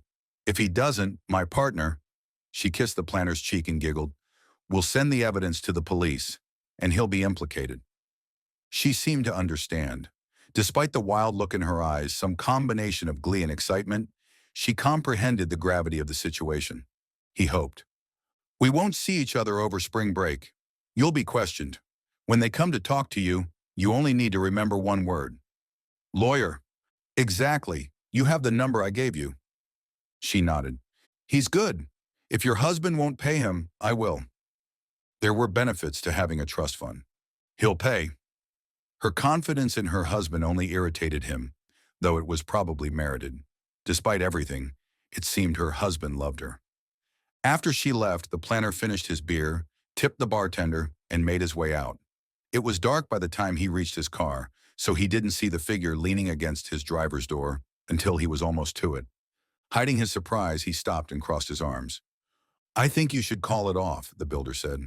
Why didn't you say that inside? She'd have blown a gasket and alerted the whole bar. The planner made a show of looking around the nearly empty lot. It's not like anybody was there to hear. It wasn't empty. That bartender and a couple of the customers have been here every time we've met. When our pictures are on TV, if they are, they're going to recognize us, her at least. She doesn't exactly go unnoticed. She did turn heads everywhere she went, and once she got to talking, she was impossible to forget. Somebody could report these meetings, the builder said. Even if not, you know they're going to question her. Do you really think she'll be able to keep her mouth shut? I'm not sure she has any idea what we're doing. She knows. She gets it. A loud sigh filled the space between them. You know I'd do anything for her. For you too. But I'm not ruining my life over this. They're going to know it was us. The planner's lips stretched into a smile. Knowing it and proving it are two different things. Chapter 25. Dim light filtered through the gauzy curtains. Aspen stretched on the narrow twin bed, then flinched at the pain. Her body had taken a beating the night before, and everything ached. She thanked God for the aches. It could have been so much worse. It had been a strange night. Thoughts of Garrett and memories of the evening they'd shared had lulled her to sleep quickly. He liked her enough to ask her to stay in Coventry, to suggest they see what could happen between them. At the time, she'd felt so secure in his presence, so confident that, as long as he was beside her, she could conquer anything. Grace had texted a little before 10 o'clock that she was home, and Garrett had grabbed Aspen's things from his truck and walked her to Grace's door. It wasn't a long walk. Garrett lived in the next building on the opposite side of the narrow parking area. When they reached Grace's stoop, the air between them suddenly felt charged. Thinking of awkward moments after the few dates she'd had in high school, she giggled, and he laughed. And then his expression had shifted to something much different. He set her packages on the porch and wrapped her in his arms, chasing off the chill of the cold night. He lowered his head and waited, but not for long before she closed the distance between them and pressed her lips against his. The kiss didn't start tentatively, like it had a few nights before, but tenderly. The tenderness shifted as the events of the night, the memories, the fears intruded. She clung to him as if he were her only link to sanity, to safety, as if, in his arms, nothing could touch her. He responded, backing her against the front door, shielding her body with his, diving in for more. More. She'd wanted more. Nobody had ever kissed her like that. Nobody had ever stirred such desire inside her. It felt like an instant, or an eternity, had passed when he moved his lips off hers, only to skim over her neck. He trailed kisses to her ear, and she felt his sigh. Everything in her wanted to tell him not to stop. The cold, the wind, the fact that they were within viewing distance of no fewer than 20 windows. She didn't care. She only wanted more of this. More of him. A car drove by, its engine seeming too loud in the sacred moment. Garrett's breath tickled the hair over her ear. Do I need to apologize? For stopping. Do I? His chuckle rumbled through her, plucking chords of desire that he'd already set to humming. He stayed there another moment, then backed away to meet her gaze. She'd expected amusement, but his expression held none. Only desire and something darker. And then she'd remembered the rest. Because Garrett's kiss might have been the most amazing thing that had happened to her that day. Some could argue even the most momentous. But it hadn't been the only thing. There'd also been those headlights rushing up behind her. That car forcing her off the road. The snow, the tree, the cliff. You'll come with me to your house tomorrow morning, he said. If we stay together? There are things I need to do. Then I'll come with you. She would like that. She would love that. But, whoever ran me off the road, he's not going to come after me in broad daylight in the middle of town. You don't have a car. I could borrow your truck. She tossed the words out, adding a flirty tone that sounded foreign to her ears. His grimace told her he wasn't impressed. I can't tell you what to do, but I'm not going to help you put yourself in danger. Either I come with you, or... There are deliveries coming to the house tomorrow. One of us needs to be there. Or both of us could be there. Was he right? Was she foolish to keep trying to dig up information alone? Maybe. Though the police chief hadn't said so, she'd had the feeling he wanted to tell her something. But he hadn't, and she assumed that he'd held back because Garrett had been there. If I leave Grace's, I'll get a ride, or I'll use a ride-sharing app. I'll always be with somebody, okay? Based on the set of Garrett's lips and his narrowed eyes, it wasn't okay. But he didn't argue. After another kiss, this one too brief, he knocked on the door behind her. Only after Grace had ushered Aspen inside did Garrett make the short, cold walk home. She'd fallen asleep with the memory of his lips on hers. And then she'd had nightmares about the rest. A strange night indeed. She checked the time on her phone, not shocked to see she'd slept until after 9. She wasn't an early riser anyway, and years in the restaurant business had trained her to stay up late and sleep in. The night before, when they'd chatted a few minutes before bed, Grace had told her she had to work this morning and would be leaving early, so Aspen wasn't surprised when she heard no noises coming from within the condo. She showered, changed into something warm, and helped herself to coffee and breakfast, thankful that Grace had insisted she make herself at home. It wasn't hard to do. Unlike the giant house on the mountain, Grace's condo felt cozy. It was compact, nestled between other homes. She heard car doors slamming, voices, children's laughter. She wasn't alone here. She liked it. Beautiful as the house on the mountain was, she wasn't sure she'd ever feel comfortable living in a place like that. She needed to be part of a community, and this little condo development felt like it might be just that. After she finished her toast, she pulled out the list she'd made the night before and started working through it, beginning with a call to the insurance company.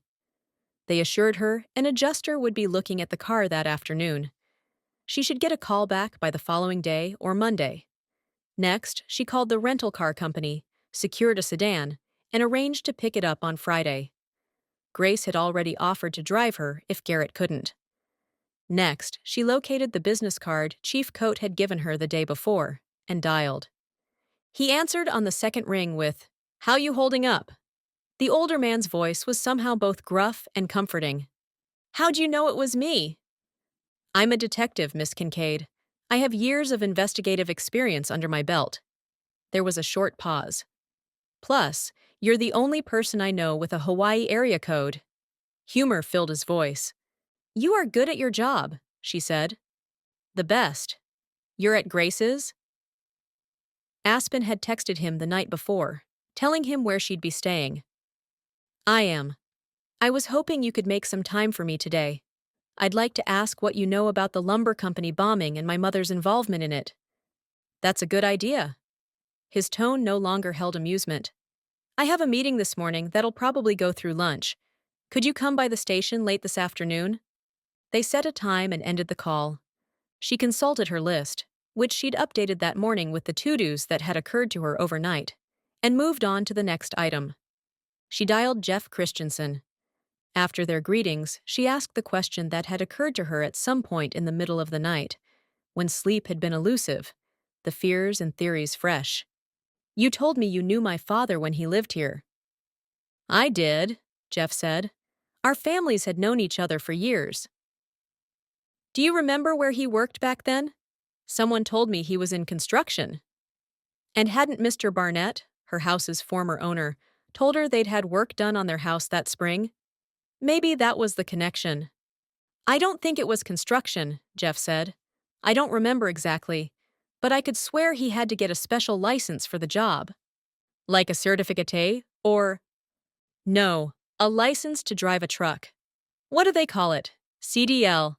A commercial driver's license." He drove a truck? Not an 18-wheeler, a construction vehicle, I guess. A dump truck or something. Huh. Do you have any idea what kinds of construction projects? I'm sorry, I don't. I remember he made decent money, enough that he was able to rent the house where you guys lived. Where was that? I don't remember exactly. It was in town, a couple blocks off Main Street. Little, maybe 2 beds, 1 bath. But your dad was proud of it. I might be able to find the address here somewhere in my files. How could he have it in his files, unless— Did you act as Dad's attorney back then? She couldn't imagine why her father would have needed an attorney. He hadn't owned property or a business. And then a thought occurred that had her heart beating fast. Was he planning to divorce my mother? Was that why? I'm not a family law attorney, so even if he were, and he never shared plans to do that with me, I wouldn't have represented him. There was another matter he needed my help with. What matter? I'm not at liberty to say. The cliché rolled off his tongue as if he'd spoken it 1,000 times in his life. And maybe he had. But it didn't seem to apply. Jeff, my father is gone. Surely attorney-client privilege doesn't still apply. I'm afraid it does. Unless there's some compelling reason for me to violate that confidence, it holds. She chewed on those words a moment. Are you saying there's no connection between his dealings with you and what my mother did? Jeff cleared his throat. I'm saying attorney-client privilege applies, regardless. Is it something that would help me find out what happened to my mother? Aspen, I'm not playing a game with you. His tone had taken on that of a disappointed tutor. This isn't 20 questions, and there's no way of phrasing your inquiry that will result in any information from me. This is not a wink-wink nudge-nudge situation. Your father entrusted me with his legal needs, and I take that very seriously. I won't betray that trust, even after his death. Not with hints, not with anything. She quelled a rise of irritation. Jeff Christensen had ethics, and she admired that. She just wished she could compel him to see things a little differently. Someone tried to run me off the road yesterday. A beat of silence was followed by, What do you mean? You were in an accident? I mean, someone followed me up Rattlesnake Road and rammed into my car twice. The attorney gasped, but Aspen wasn't finished. I nearly crashed into a tree, then hit a weird incline. My SUV ended up on its side. I got out moments before it slid over a cliff. Were you hurt? He sounded genuinely concerned. The point is, it wasn't an accident. Somebody did that to me on purpose. I'm so sorry that... I'm not looking for your sympathy. I'm saying, look, I know you're trying to fulfill your obligations to my father, but could you at least consider something for me? After a moment, he said, I will, if you'll consider something for me. She hadn't expected that. Fine, me first. Maybe the dealings you had with my father have nothing to do with any of this. But if they do, then don't you think my father would want you to elevate my safety over your confidentiality agreement? Ah, but it's not like you think it is. And now it's my turn. Do you remember when you first told me about your plan to come here? Back in November, the first time she'd spoken to him. She'd found his name in her father's paperwork related to the house. I remember you tried to talk me out of it. Because that's what he would have wanted. What happened to you last night, that's what your father was trying to avoid. That's why he moved to Hawaii. That's why he never told you all the things you're bound and determined to dig up now. But he told me to come here. He told me, either you misunderstood what he was asking, or he was out of his mind. He'd been lucid. She also knew he hadn't said everything he'd wanted to say before a coughing fit summoned the doctors. Had she misunderstood? He told me to find her, to do right by her. I wasn't there for that conversation, Jeff said. And it's not that I don't believe you, but I don't believe that's what your father wanted for you. For himself, perhaps, but not for you. You don't know what he said or what he wanted. You hadn't known him for years. Jeff didn't argue her points. His voice was low and steady. I believe your father wanted you to be safe above all. In fact, I know that's what he wanted. He told me more than once, and not just when you were a baby. I helped him purchase the house here a couple of years ago, if you remember. He told me then as well. But maybe I'll be safer if you tell me. Because of that, he spoke over her. I will tell you nothing. Not today, not tomorrow, not ever. Your father trusted me, and I won't betray that trust. If you want my counsel, here it is. Leave town, sell the house, get out of New Hampshire, and don't look back. The conversation with Jeff was still ringing in her ears an hour after she ended the call and checked that task off her list. Could he be right? Could she have misunderstood? Dad hadn't been able to finish what he'd wanted to say, but he told her to find her mother. Hadn't he? She was beginning to question everything. The thing that wrecked her, the thing that broke her heart into 1,000 little pieces, was that she'd never know. She'd never be able to ask him to clarify. Dad was gone. And it seemed his last task had been to send her on a journey that put her life in danger. which didn't make sense at all. Aspen's father would never have risked her safety. Never. Maybe Christensen was right. Maybe she should leave Coventry and not look back. But she wasn't going to do that, because she needed to know what happened to her mother. She needed to know what her father thought she might uncover. And now there was Garrett. She put in a call to the Barnetts, but the phone in their little room at the nursing home rang and rang. She tried the front desk, and though they answered and were friendly enough, they wouldn't give Aspen any idea where the Barnetts had gone or when they would be back to their room. Frustrated, she left a message for Mr. Barnett to call her when he returned home. She spent the rest of the morning setting up her new computer and downloading files from the cloud, thankful she'd stored almost everything there. She searched the county records for her father's name and found the record of his purchase of the Rattlesnake Road property and how much he paid. Wow. Seeing the sum in black and white paused her fingers on the keyboard. He'd bought the house for over $400,000 in cash. He must have been saving for years and years, which meant he'd been planning to buy the property for a long time. Why? The obvious answer didn't make sense. Maybe Jane Kincaid was there, buried somewhere on the property. But if that were the case, the coffee inside her gurgled and churned. The only way Dad could have known where Jane Kincaid was buried was if he'd buried her himself. And if he had. No, her father was not a killer. He was a kind, gentle, tender man. He would never have hurt Aspen's mother. Never. There had to be an explanation that didn't implicate her father in her mother's death. She snapped the laptop closed. It was after lunchtime, not that she'd had the stomach to eat, when she pulled up her ride-sharing app and called for a car. 20 minutes later, she stepped into the library, spotting Deborah behind the circulation desk. Aspen approached Garrett's aunt, smiling when the older woman caught sight of her. She rounded the desk and met Aspen in the lobby. "Garrett told us what happened last night." She took Aspen's hands and squeezed. "I'm glad to see you're okay." "I am. Thank you." Deborah's lips pinched tightly. "You don't have any idea who it was?" "I wish I did." Deborah shook her head. "Probably just a couple of drugged-up teenagers. We have our share of those in town, I'm afraid."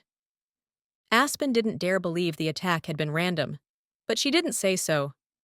"I was hoping you could answer a couple of questions for me." "How can I help you?" she asked, leading Aspen toward a deserted area. "I have 2 questions. First, do you remember where my parents lived after they had me?" Deborah stopped at the end of a row of shelves. "Not exactly. I lived in Plymouth, so I didn't go there much." "Sorry." Aspen was disappointed, but she moved to her second question. "Do you remember where my father worked, or, if not, at least what he did for a living?" "He laid concrete." "Oh, Jeff Christensen said he needed to get a special license, but I thought it was a driver's license. Why would he need that?" "You've seen cement trucks, haven't you? I'm sure it's no picnic driving those things." So he had worked in the construction industry, but he hadn't been a builder. She'd been thinking that perhaps the construction work the Barnetts had done that winter might have brought Aspen's dad to their house, but their house had already been built. Why would they have needed concrete? Every answer she got led to more questions. Would she never get to the bottom of this? Deborah's hand slid over Aspen's. "I don't think I helped you very much." "You did. I just don't understand. So many things." "Well, I might not be able to give you the answers you need, but I can offer you a friendly dinner. How about you and Garrett come tonight?" "Oh, I'd like that." The thought of spending time with people who'd known and loved her mother was irresistible. "If it's all right with Garrett." "I don't know how to get in touch with him, but you were able to the other day. Why don't you check with him?"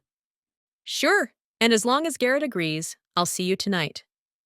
Deborah went back to the circulation desk, and Aspen followed as far as the lobby, pulling her phone from her pocket.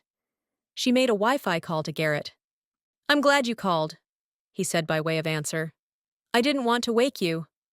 She glanced at the time. "It's 2:00. "I know. I just thought maybe you had a rough night's sleep." She had, but she didn't say so. "I'm at the library. Your aunt invited us to dinner." "Oh, good. That's great. Will you still be there, or—" I'm going to the police station at 4 to meet with Chief Coate. Maybe you could pick me up there when you're finished. I'm happy to hang around until it's convenient for you to come get me." They made a plan, and she hung up, then found Deborah to confirm their evening plans and offer to bring dessert. Deborah seemed delighted at the prospect. That task finished, Aspen returned to the computer and searched for a list of concrete companies in town. There were a number of construction companies that did foundation and other concrete work. Dad could have worked for any one of them, or one that no longer existed, or one that didn't have a website. Even if she found where he used to work, would they tell her the jobs they'd worked on 30 years earlier? Would they even have records going back that far? Probably not. Giving up on that, she tried the Barnett's number again. Still no answer. With nothing else to do before her appointment, and with last night's conversation with Garrett fresh on her mind, she searched local schools to find where she might earn a teaching degree. There was Plymouth State, her parents' alma mater, just 30 minutes or so from Coventry. There were also a whole host of online options. She'd initially discarded that idea, believing she'd need in-person classes, not for the learning, but to meet people. But if she stayed in Coventry, she already knew people. Maybe she could earn her degree from one of the online universities. Did she want to be a teacher? She'd loved working with the kids at the church, but was that something she'd want to do 40 hours a week? Or more, if what she heard about teachers held true? Really, what she loved was teaching kids about God. She loved volunteering for the church. Maybe. She did another internet search and discovered there were degrees in church ministry. Maybe she could go that direction. The thought of running a children or student ministry program at a church made her heart thump with excitement. Did Garrett's church need somebody in that position? Whoa, she was getting ahead of herself. But the way her whole being sizzled with the idea, maybe she was finally figuring out God's plan, which would use not only her skills, but her passions as well.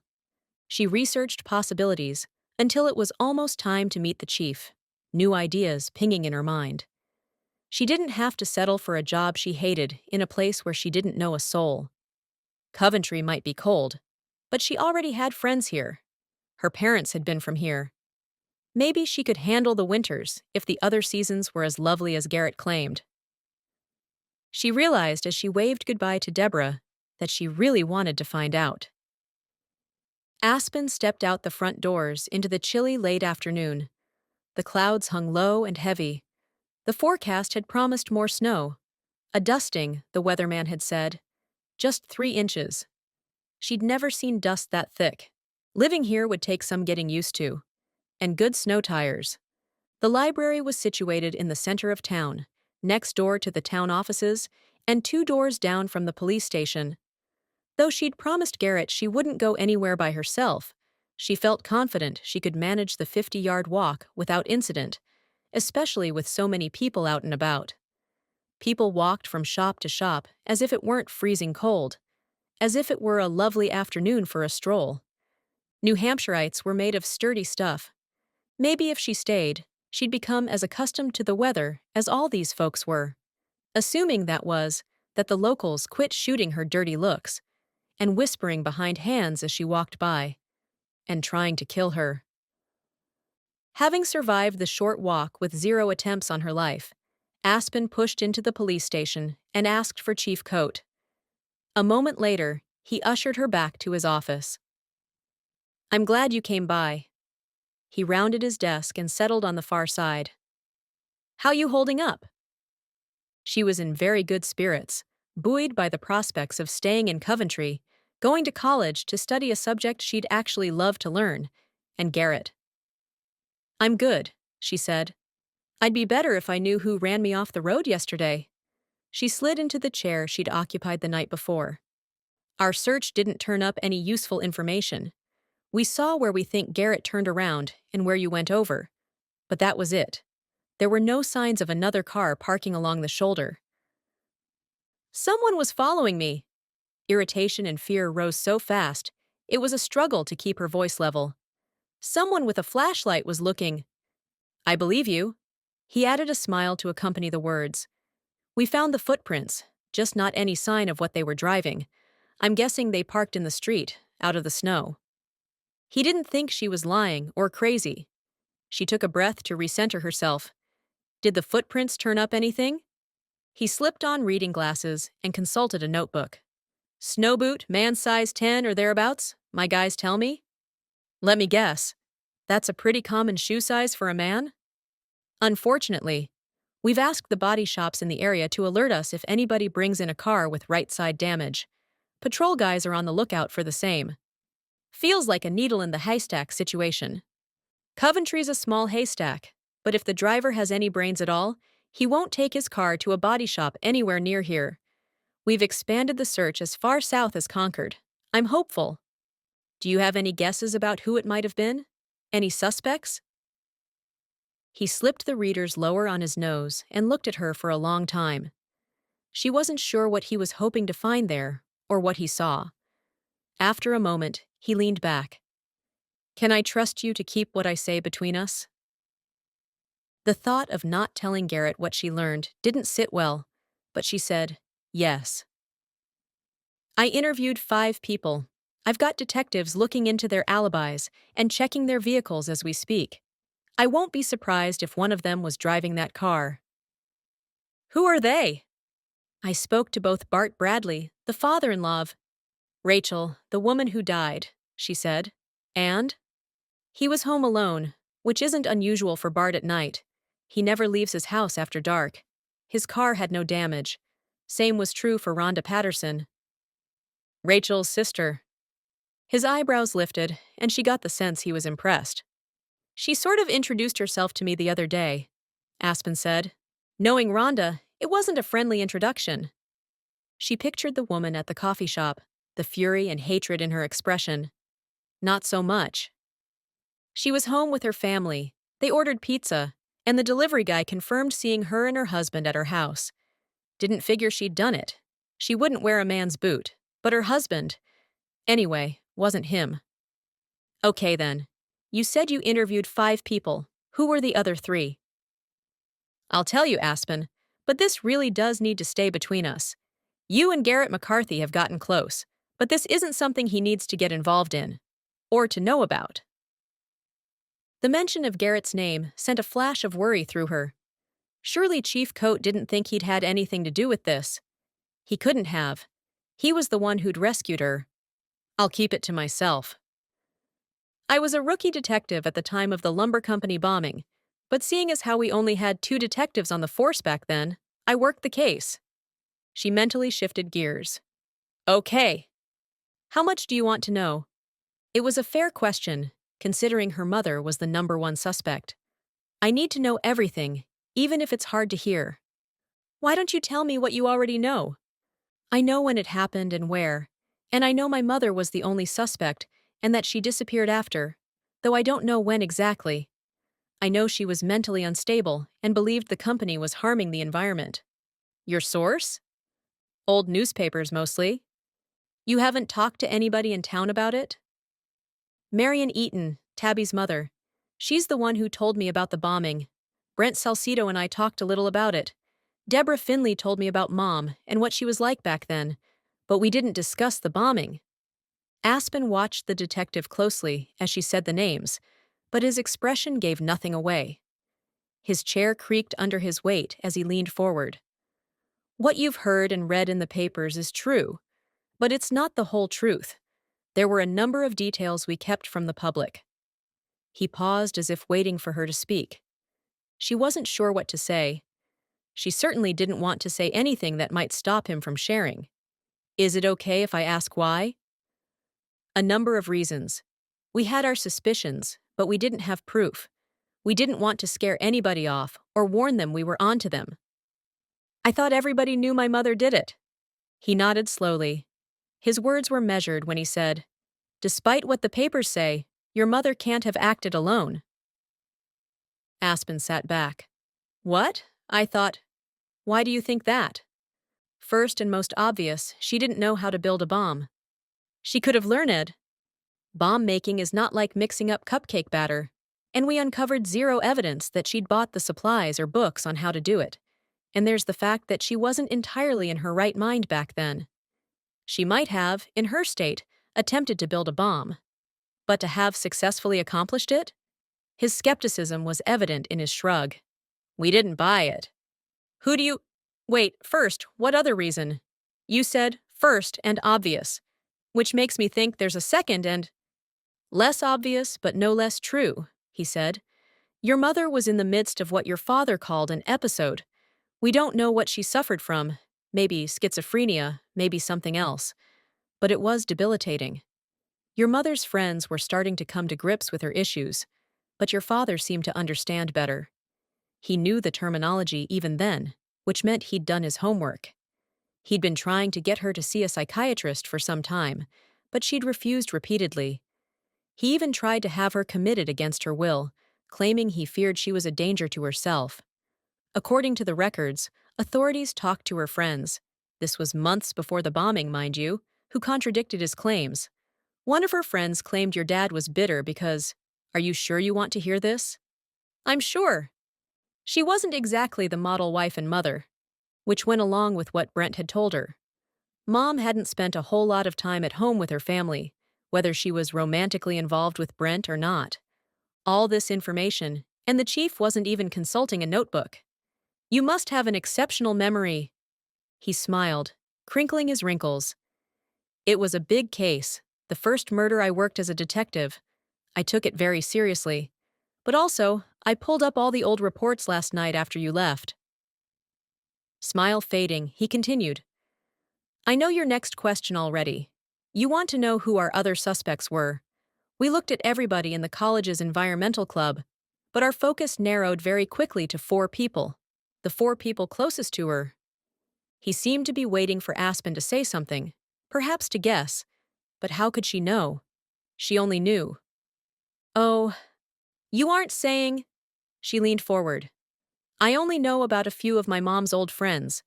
I've met Deborah Finley, and I know her husband Dean, knew Mom back then. And Brent Salcedo, the mayor. You can't mean them. They're still in town. They were never charged with anything, were they? I didn't see any of their names in the papers. Remember, we kept a lot of stuff back from the press. Why? A number of reasons, not the least of which was the fact that they were kids. I mean, they were all technically adults, but they were 20. Their parents lived in this town and had for generations. You questioned them this morning? Last night. At his nod, she let the truth settle. She'd seen Deborah at the library that afternoon. She'd already known about the incident on the mountain, but she'd claimed she heard it from Garrett. Not so. She'd heard from Cote when she'd been questioned. Unless she'd already known. Unless she'd been the driver of the car. Aspen was almost afraid to ask her next question. You think one of my mother's old friends ran me off the road? Why, though? What would they have to gain by hurting me? Another shrug. If we knew the motive, it'd be a lot easier to nail down a suspect. I'm guessing somebody doesn't want you poking the bear, as it were. The people who conspired with your mother to blow up that building have escaped judgment for a long time. They want it to stay that way. Maybe you won't expose them, maybe you can't. But you can start everybody asking questions about it again. But you wouldn't be involved at all if not for the fact that somebody broke into my house and then tried to kill me. Their actions are stirring the story up more than mine are. I love irony. She wasn't a fan at the moment. She couldn't imagine Deborah trying to hurt her. The woman seemed so kind and open. Maybe Garrett's uncle, though, or Brent, the man who'd bought her coffee and pastries a few days earlier. Cote was patient as she processed everything he'd told her. She was ready to hear the rest. Go on. Instead, he said, I could use a cup of coffee. It was a late night. Are you up for a walk, or is it too cold for a Hawaii girl outside? Getting out of that small, stuffy room sounded good to her. I've got my coat and gloves. I'll be fine. Aspen zipped her jacket and was pulling on her gloves by the time Cote opened the back door of the police station for her. They stepped outside into a parking lot.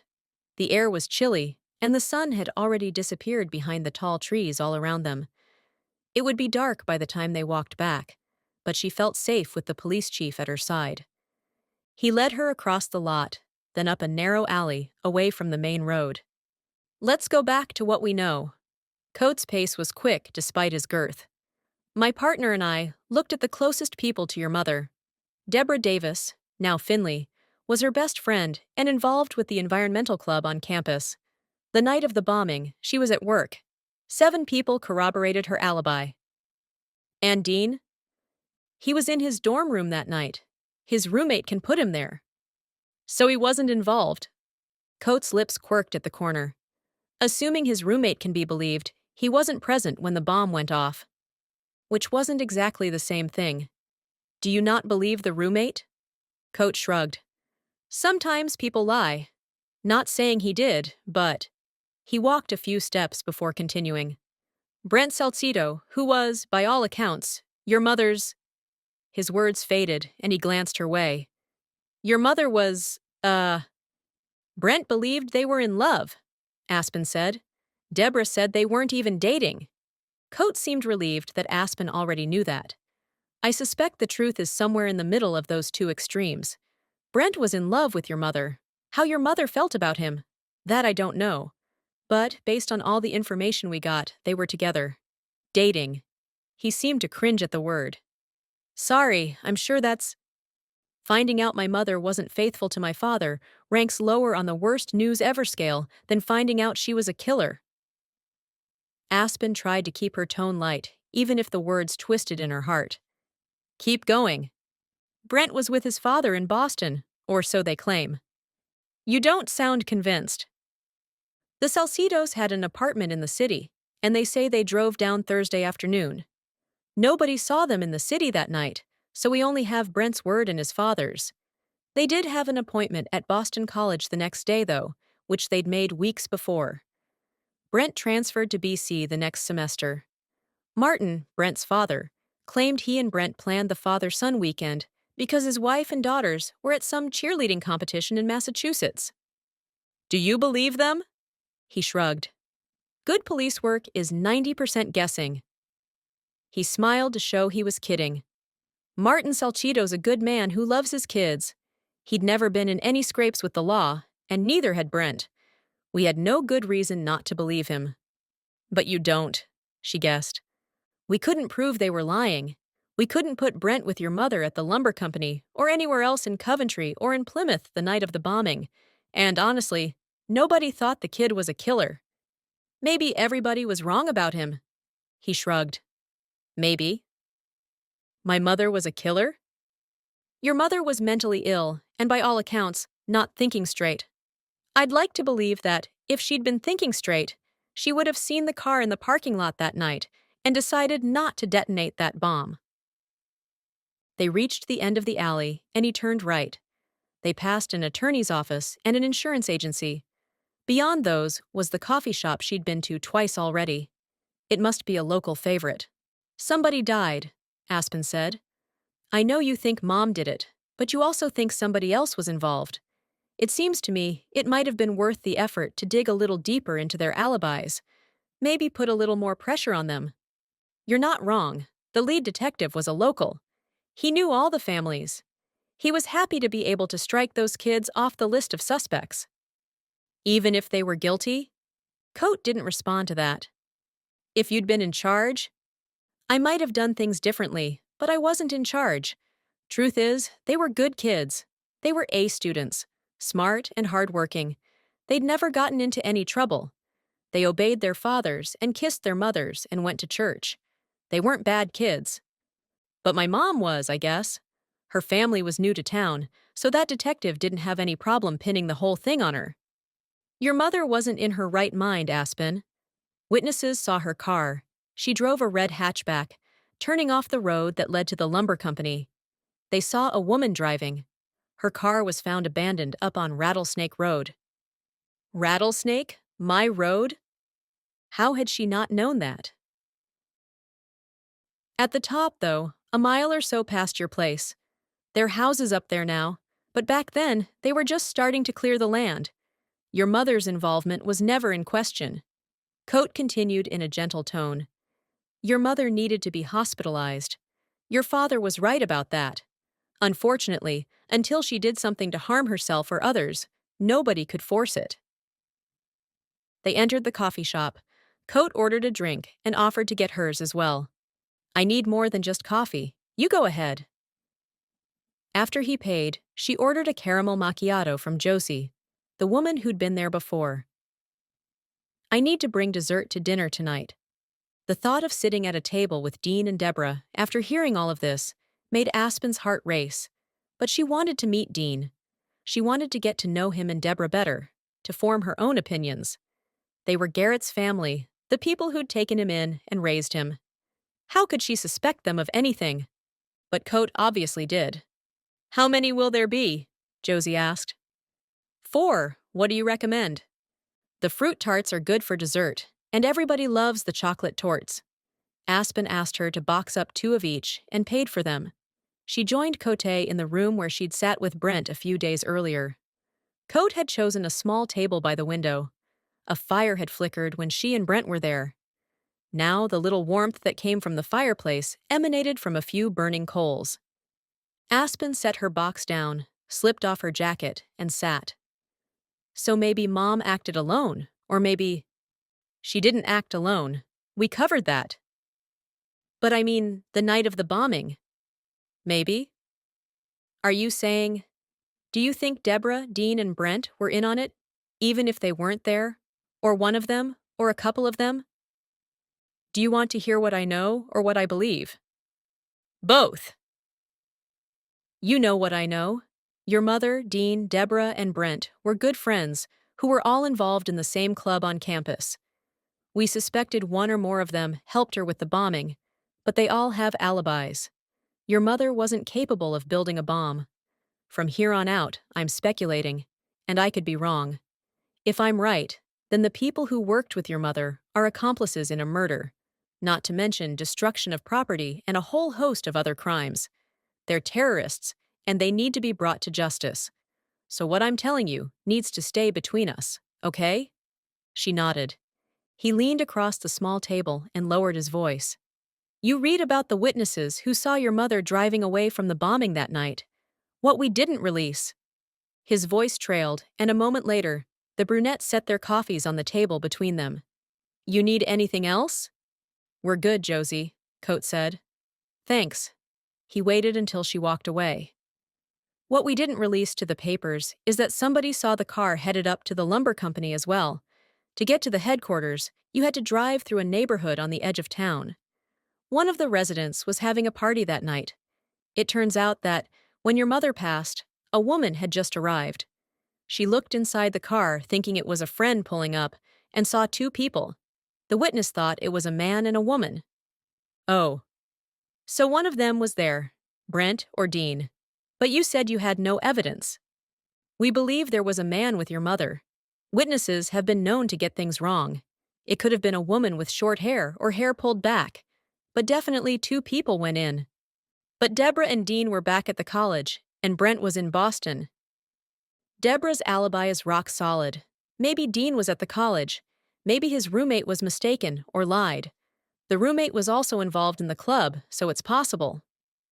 A woman was dead. Surely the roommate would have told the truth. You'd be surprised what people will do. She really didn't want Garrett's uncle to have been an accomplice. It could have been Brent, right? You said nobody could corroborate the story that he was in Boston that night. It's possible. Or could it have been somebody else from the club? Or do you have another suspect?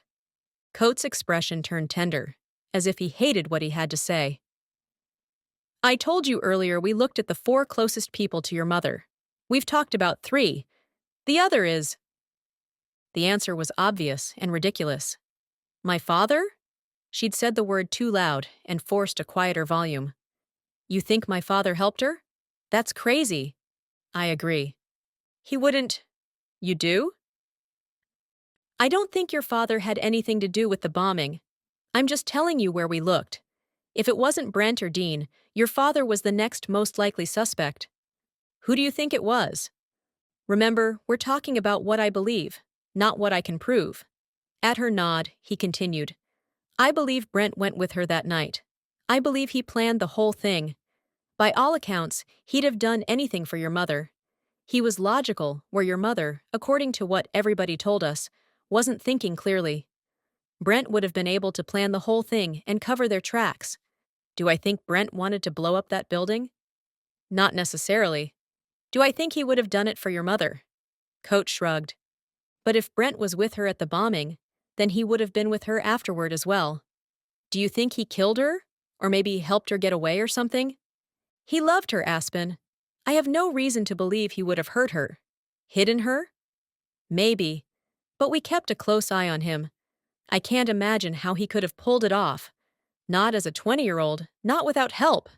And for how long could he have hidden her?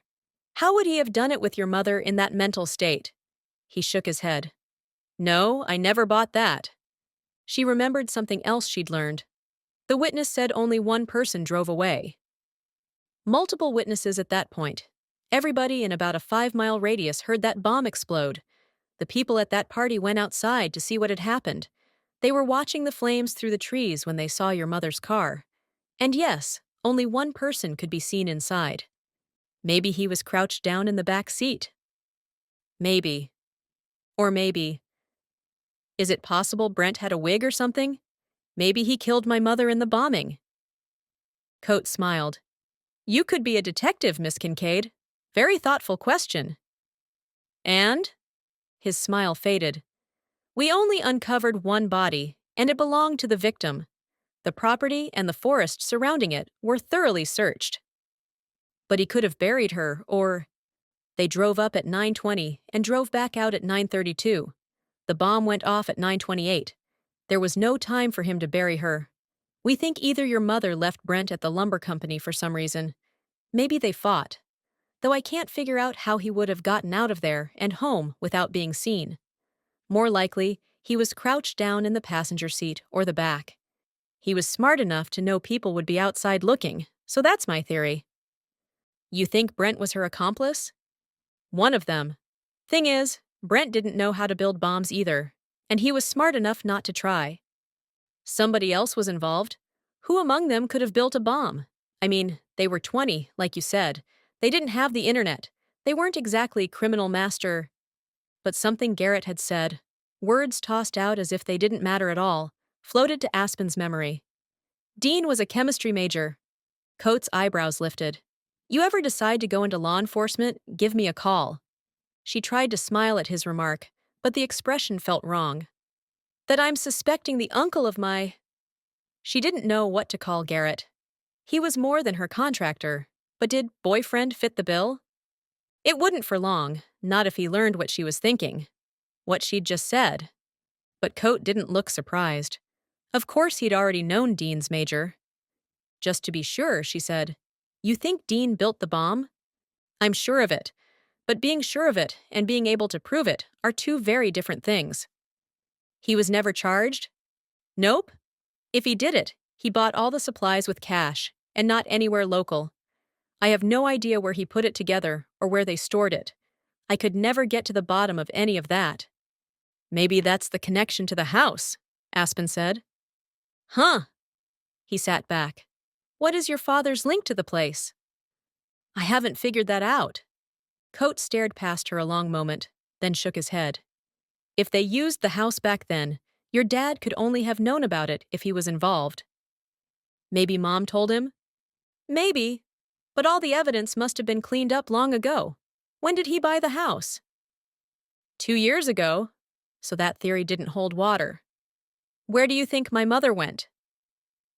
Coate leaned forward and rested his weight on his forearms. You know as much as I do now. What do you think? Dad said she disappeared. Nobody seems to think she's still alive. You must have a theory. Nothing I could back up with facts. Unlike my theories about the bombing, all I have regarding your mother is educated guesses. I can't imagine Brent having hurt her, not as much as he loved her. He claimed your father did it. He made a big stink about how they used to fight, how your father was jealous. Dad would never do that. The very thought of it was abhorrent. And anyway, he was home with me, right? He wasn't, actually. His parents, your grandparents, were there. They stayed with you sometimes. They said your dad got a call from your mom and left about 9 o'clock. That was suspicious, even still. You don't think my dad had anything to do with the bombing or with my mother's disappearance? She said the words with confidence, praying she was right. The bombing, no. She sat back.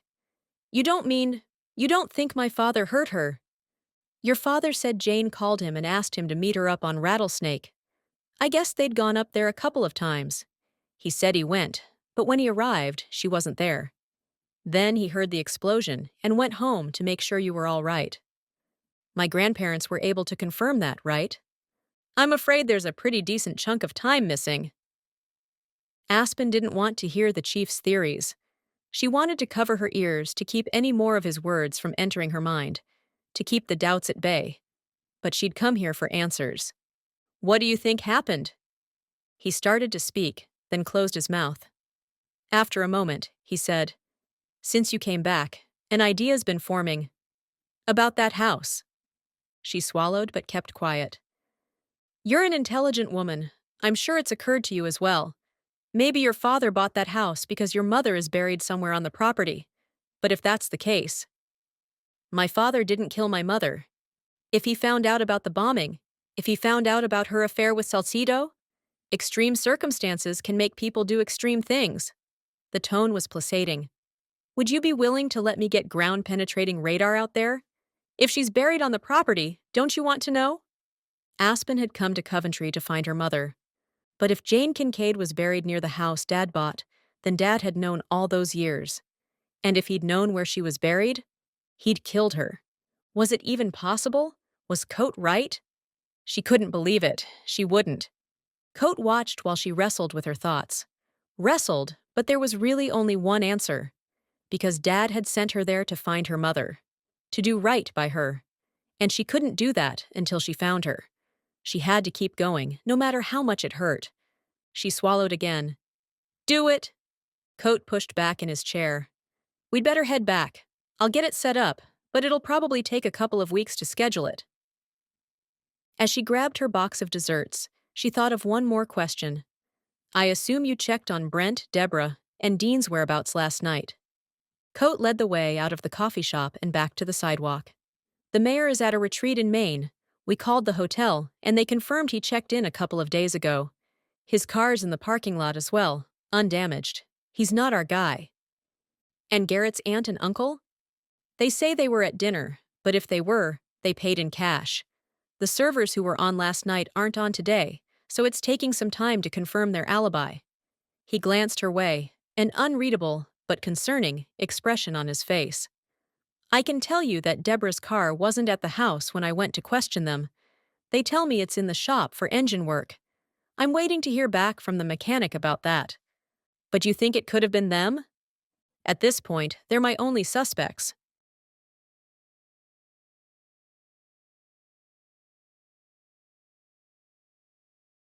Chapter 26.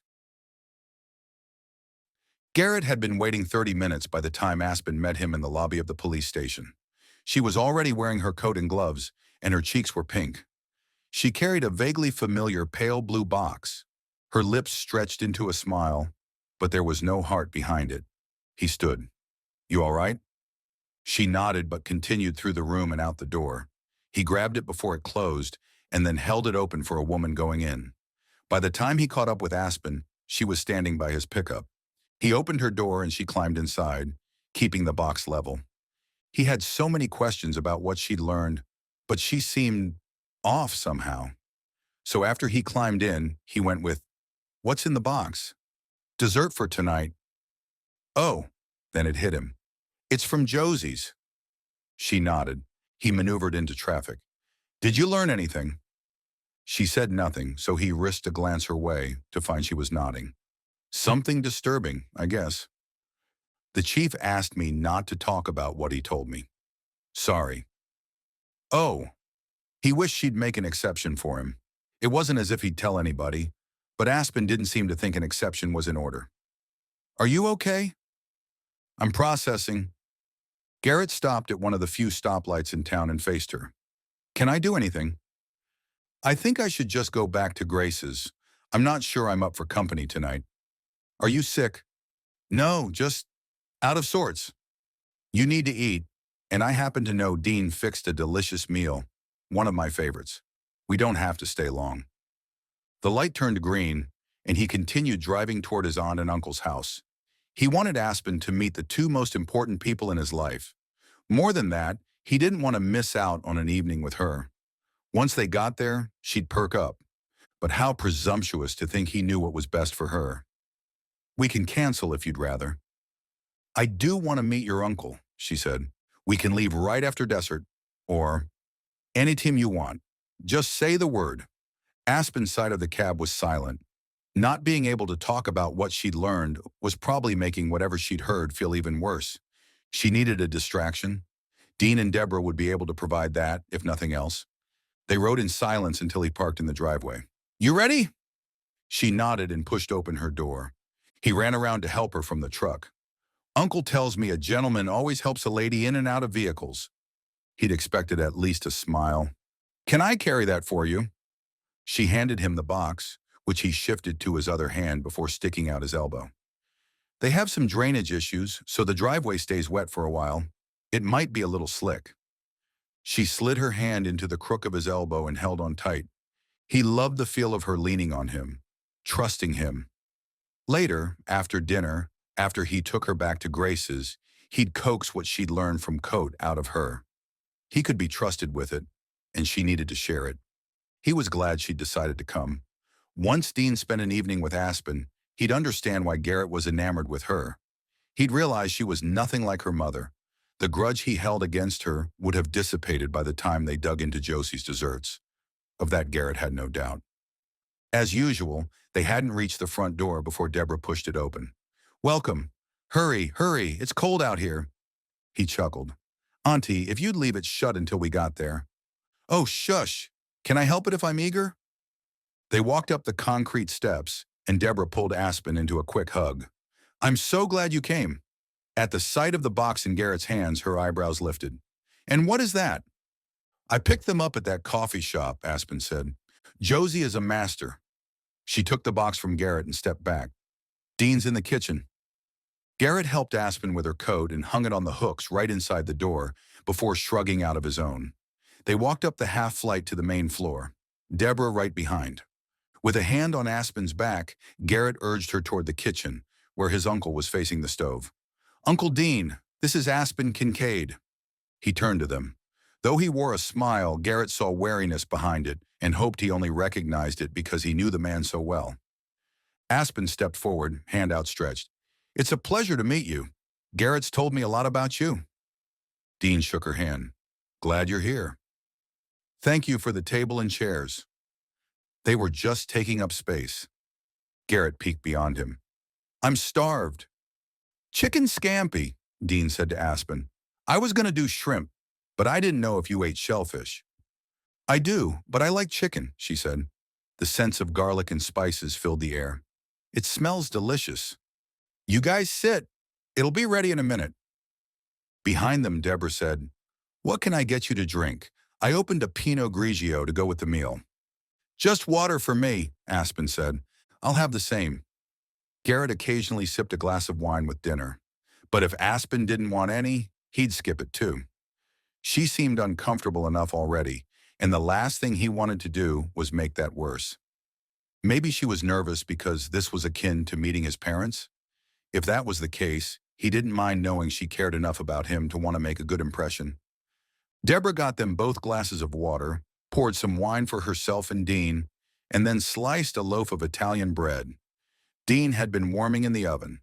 By the time it was steaming from a basket in the center of the table, Dean had carried over the bowl of pasta and a green salad. Looks delicious, Garrett said. It does. Aspen had her hands in her lap, but he could see they were clasped together. Garrett, Deborah said, since you brought the guest of honor, will you pray for us? Deborah's hands went to Dean on one side and Garrett on the other at the round table. Garrett took it and reached for Aspen's. She took his hand, then settled her other into Dean's with a tight smile. Garrett thanked God for the food and for Aspen's presence at their table. He asked for God's blessing on the meal and the conversation.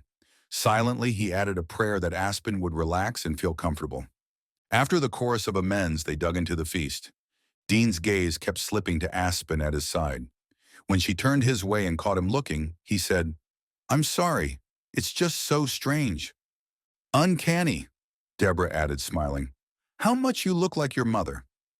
Aspen seemed to take the remark as an invitation. She said to Dean, "You knew her too. Not as well as Deb, but yeah." Though Dean seemed to think he'd lobbed the conversation ball back into her court, Aspen said nothing. After an awkward moment, he added, "She was unique. I've never known anybody with her passion." Brent Salcedo said the same. Dean's hand stilled over his meal. "You talked to Salcedo?" "We had coffee on Tuesday. He said she was the female Bill Clinton." The moniker was amusing, and Garrett chuckled. Dean only nodded. He'd always been on the quiet side, but his behavior tonight bordered on rude. "Are you still close with Brent?" Aspen asked. "No." He twirled a forkful of angel hair pasta and popped it in his mouth. Deborah's laugh felt forced. "We went our separate ways after college." Garrett heard the hesitation and wasn't surprised when Aspen called her on it. "After college, or after the bombing?" Deborah's skin paled a little. She set her fork down, keeping her gaze on Aspen. "We were all questioned about it, you know. Us and Brent, and the rest of the club. But they mostly focused on us because we were closest to your mother. It's not that big a school. Everybody knew what happened, and a lot of people knew we were friends with your mother. It became awkward. Maybe this isn't the time to talk about all that." Garrett tried to think of a segue to a lighter topic. Dean shoved another forkful of food into his mouth as if, by keeping it full, he would be spared having to speak. "I'm sorry," Aspen attempted a smile. "It's been a really long day, and my mind is—" She took a deep breath. "I'm sorry to bring that up over dinner." "We understand, hon," Deborah said. "It must be hard what you're going through." "Being run off the road," Aspen said. "Barely escaping death? Sort of hard, yeah." Aspen watched her a long moment before cutting her pasta into small pieces and taking a bite. Deborah said nothing. Garrett felt like there were two conversations going on at the table, and he was only hearing one of them. Aspen set down her fork and sipped her water. "So, did you stay at Plymouth?" She directed the question to Deborah. "I transferred to New Hampshire College in Manchester." Aspen turned to Dean. "This meal is delicious. Thank you so much for making it." He looked up from his plate and smiled. It almost looked genuine. "It's my pleasure." "You like to cook?" "I love it." "And he's really good," Garrett said, grateful for the subject change. "Did you know Aspen's father owned restaurants?" "Is that so?" Dean asked. "How many?" "4. There were 2 on the Big Island, Kona and Waikoloa. One in Waikiki and one on Maui." "Touristy places?" Dean asked. "The first one was in Kona, and it started out as a local favorite. Dad expanded to a second restaurant when I was little. When it was featured on one of those Food Network shows, it exploded, and he opened the other ones." "Good for him," Dean said. "He always was a hard worker.